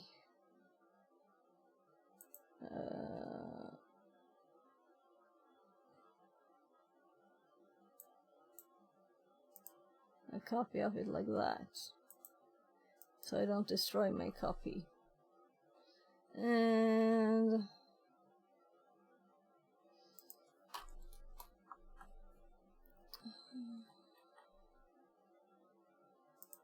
here is, we do dot plus run script. That's what we do. That's what we're supposed to do. And the copy is this one. So this is supposed to be before here. And the arguments for this one, because it apparently didn't work. Since it didn't quit, it just stopped.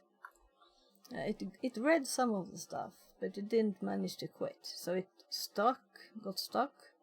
And this is like an eternal loop. You can see the start go to start there. So it's not supposed to ever stop. It's supposed to, if it updates and restarts itself, it's supposed to do that. I don't know why, but this is from the creator, so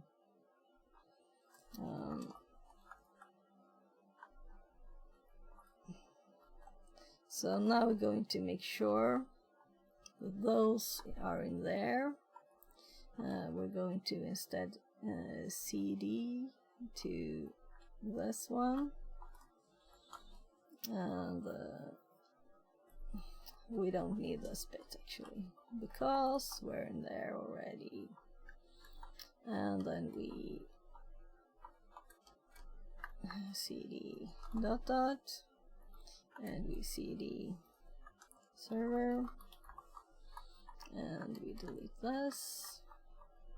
And this is much uglier, that's why I changed it.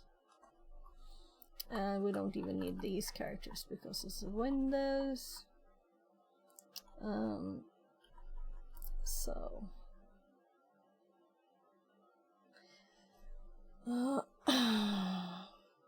So this file, the arguments file, I don't have that open, so let's open it. It's a txt, we can just double click. We're going to confirm that we have all the arguments that we want. We want login anonymous, force install their REST server, and I changed that there, so so what did I do here really? Not much.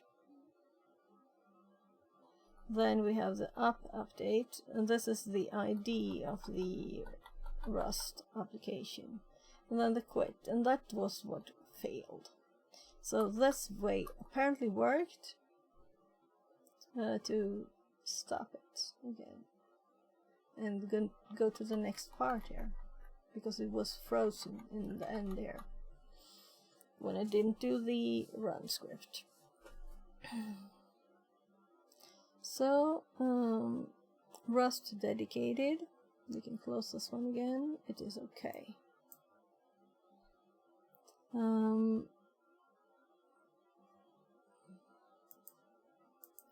So I'm not doing it twice if it doesn't apparently not work. So it's continued here. So I think this will take some time more. Asset warm-up took 331.5 seconds. It's nice at least that it counts and that it has stuff happening now, because before it was just black. And also one of the YouTube videos I watched that the output was like bad. It was very glitchy. So I'm thinking none of the videos were good. So I'm thinking if I get this sorted, I might make one for people like me that just wanna. One of the videos, or two of them were like make a public server, you know, and I just want to play it locally, alone, without the time. You know, I might play a game 3 hours a week, and if it's reset every week, and things count down constantly. I love to see how that works when you close the server down, you know?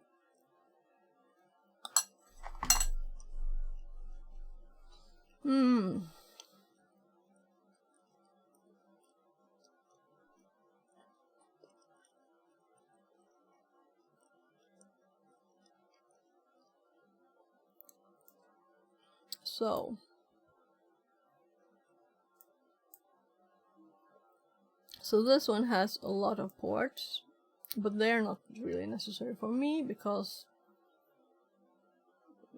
I just need, well, this is a copy one, so we just need the first one. These are for other things. And this one is needed, and it's up there too, I'm sure. So we have server name. Let's actually use this order. So I should just call it Sophia 1. I was just like following someone else's there. And we don't need a website. That's the identity, that's what I was looking for. And description, we don't need a description. So also it can be ID. Yeah.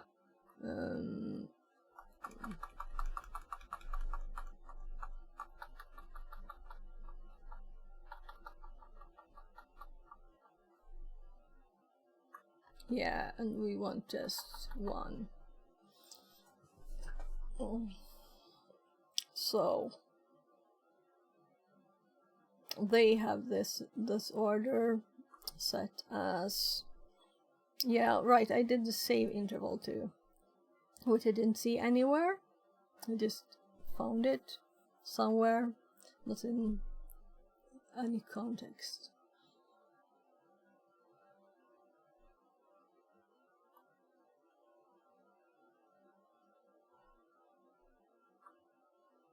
Alright, I should have used the other one because there was already less things there.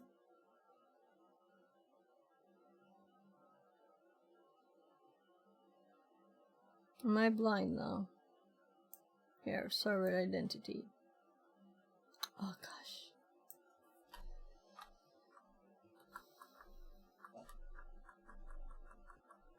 Yeah, I think I deleted it.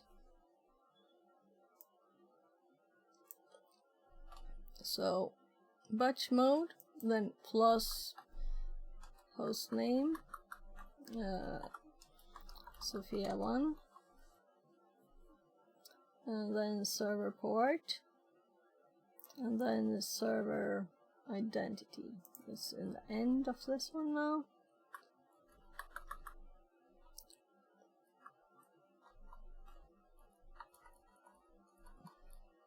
There.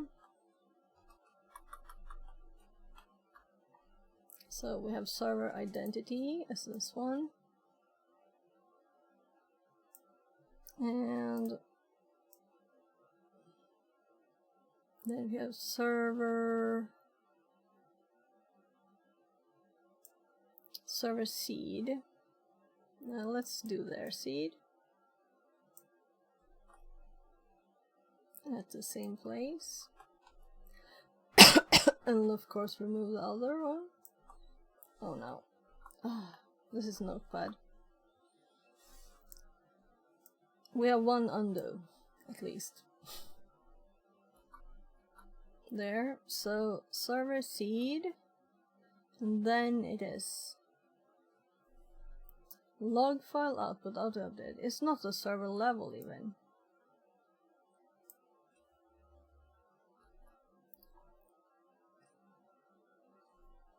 And it's not world size either. And not max players.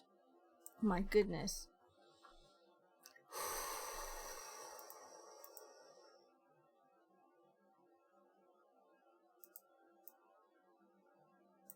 So this is annoying in another way, but so batch mode, server host name, server port, server identity,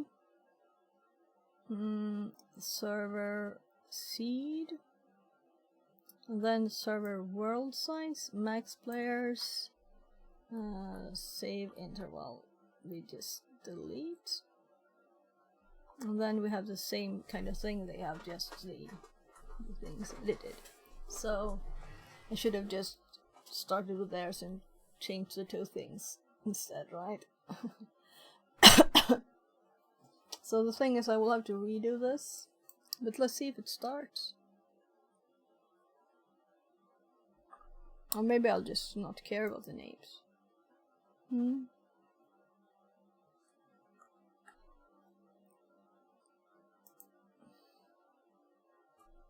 So this one, we're done with it.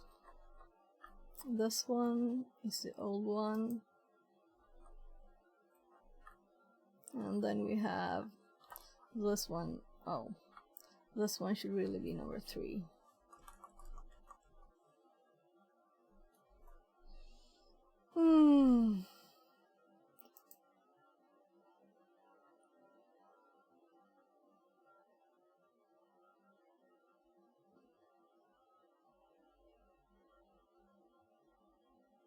I think I actually had it started just when I was starting streaming, and I didn't want to have it in the background because my machine crashes sometimes.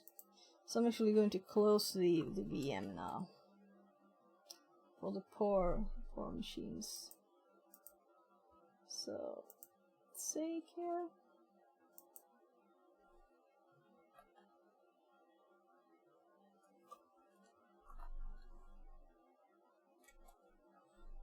So I'm just closing the VM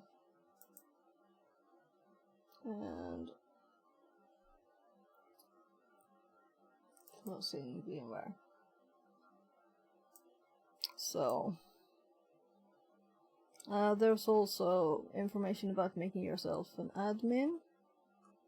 You can add mods and stuff, but I just want to explore the basic game without a time limit. So we'll see if we can do that. No game mode.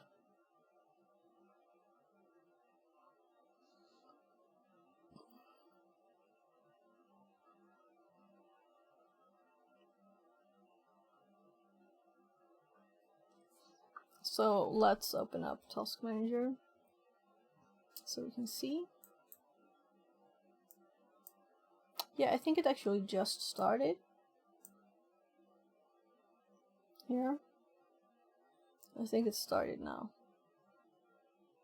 My server name. And procedural is apparently the default, so we didn't have to add that. We would have to see if we could save manually. So, what? Here. So it can't access their server, but we don't want that, so that's just good. And it said that it should be able to. So it's currently using like 20% here. So if we start the client too, we can close. We can close some things down too. Yeah, all of it.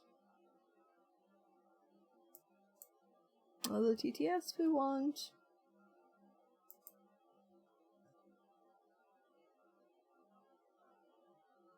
The notes we can close. We don't need these anymore. Well, I'm not closing the wrong. Let's see, here you can see I have 3. So this command prompt was the one we tested in. And this one was just nothing. And then we have Task Manager, the actual one running it.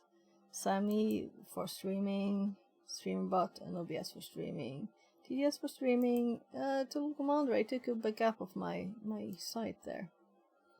So you can close that one too. I don't think it takes any resources. So 53% CPU from what? Are these adding to each other? OBS. Okay. So let's see what happens when we... I know that this one itself takes this resources too. The Task Manager here, 0.9, it's like 1% of the processor. So if we start now, let's stop period. This one too. This is just...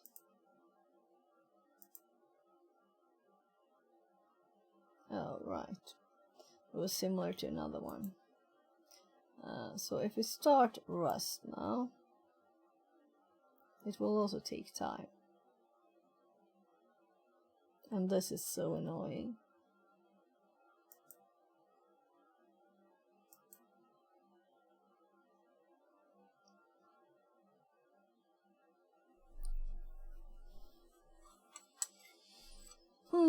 So 12:25. I will leave in less than an hour. Drive to my kids' school.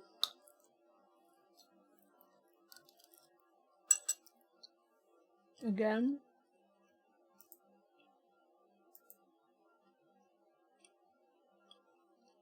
I haven't tried unchecking that before, I think. Maybe I did.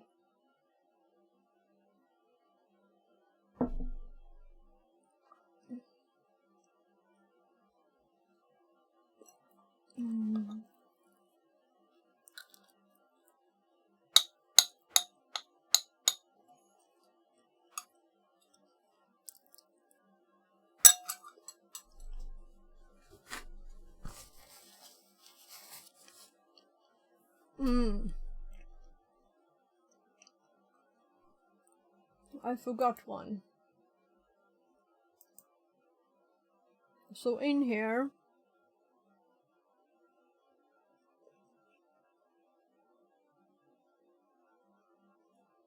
this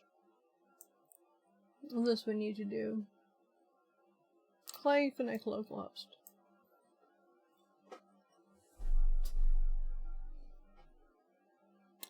When it started, and if I click now, it will like, do you want to close this one? So it's really not very smart.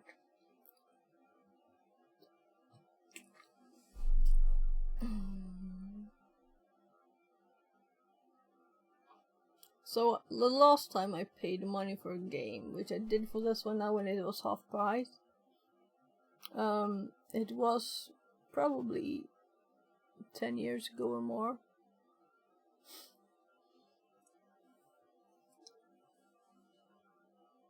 So very annoying. That is a crappy game that you can't even play. So loading. And I'm not saying I can't play it, you know. I played it a bit, but I didn't like the multiplayer. There's no single player.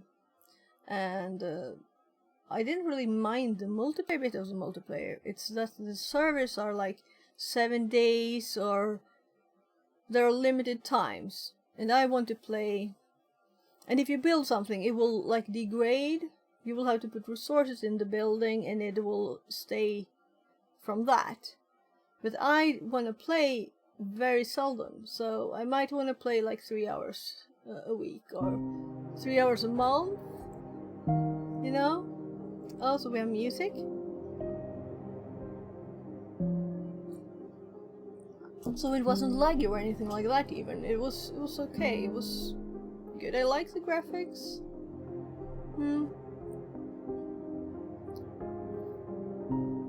So I would also like to set the volume of the music, thank you.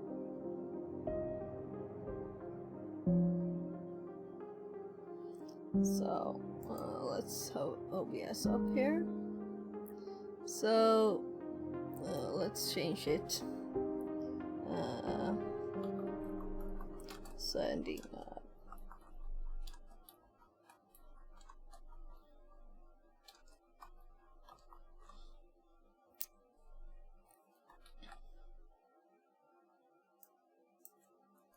I'm actually changing the title of the stream there.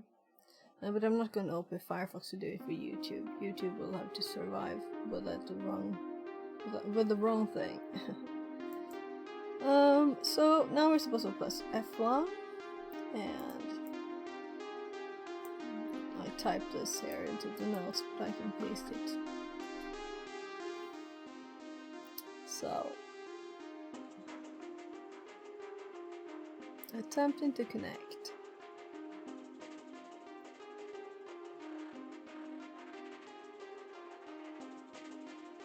Zero server query results, meaning the server here, I think it's not really working, though it's saying it has 106 FPS.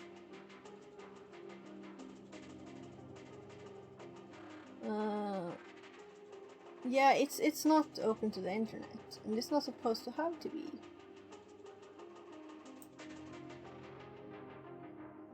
Yeah, server connection test, but this is local. So we want to try again. Click. There, so it's so slow.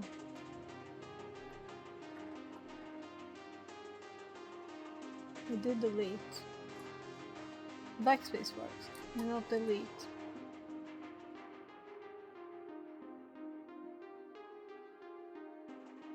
You're already connecting to the server. Okay. Oh, right. It's actually connecting. Can you see the warm-up here? So it is actually connecting. It's just very slow. But this is less slow for internet servers too. So so we'll just have to wait. 435, and this is just as slow when it's on the internet. Let's look at the task manager. So the CPU has a lot to do, but not all the way up. It's 80, 90, 79, 86, 83.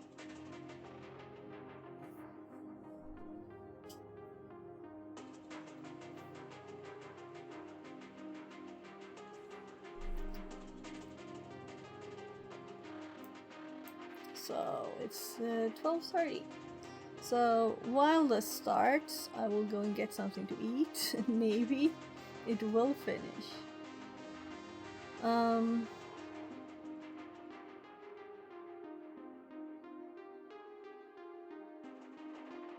This is odd. I'm not used to the computer or games being this slow, really, you know?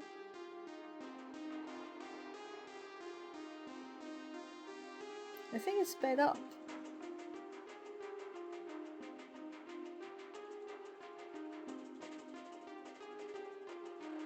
So we have Rust client and we have the Rust dedicated to the server.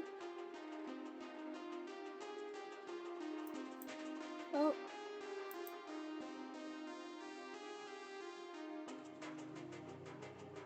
OBS uses about 15, System 10, VMI. And I'm like, spooler, come on. Why would it need 2%? That's odd.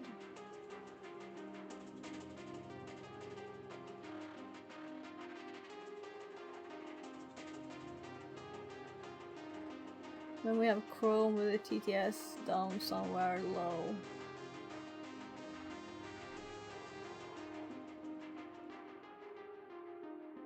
So 3,800. So I'm closing this down so that it has as much resources as possible. And I'm closing the notepad file down too. And we only have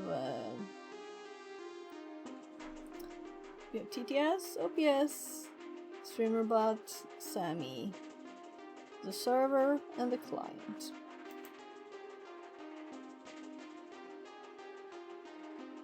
So it's almost halfway. I'll get something more to eat. I think I'll just take a sandwich. I finished this now finally.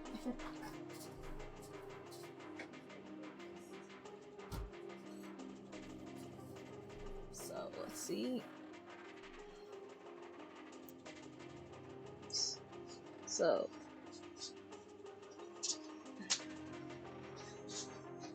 let's see if I can hear if it finishes.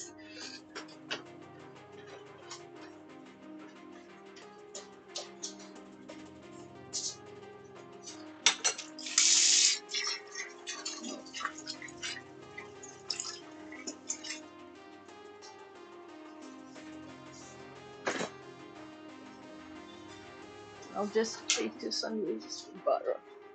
That's enough. I'm too tired.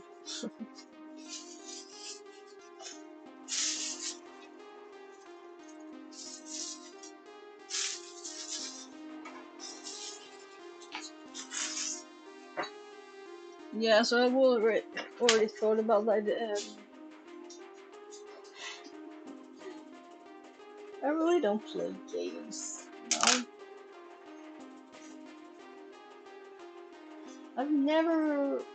I've always thought that programming is more fun than games. It's a more fun game. Problem solving, that's a more fun game. But if you want to do something like you're tired or whatever, maybe, but it's still just wasting time. I can't really come past that.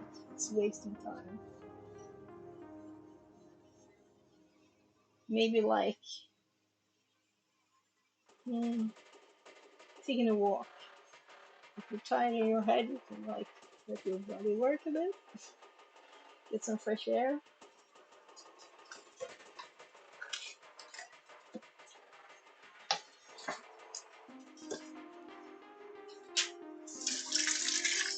So you're just done. I'll leave the fan on down here. We'll suck air into Hobby's pollen filtered window. Du har koll på tiden, Malines? Du har koll på tiden? Yeah.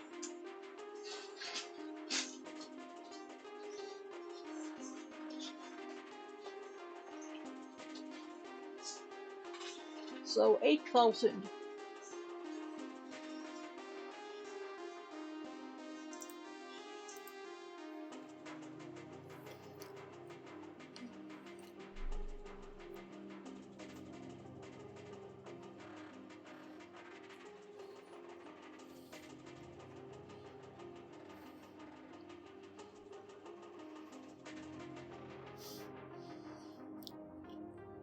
Game object null is missing.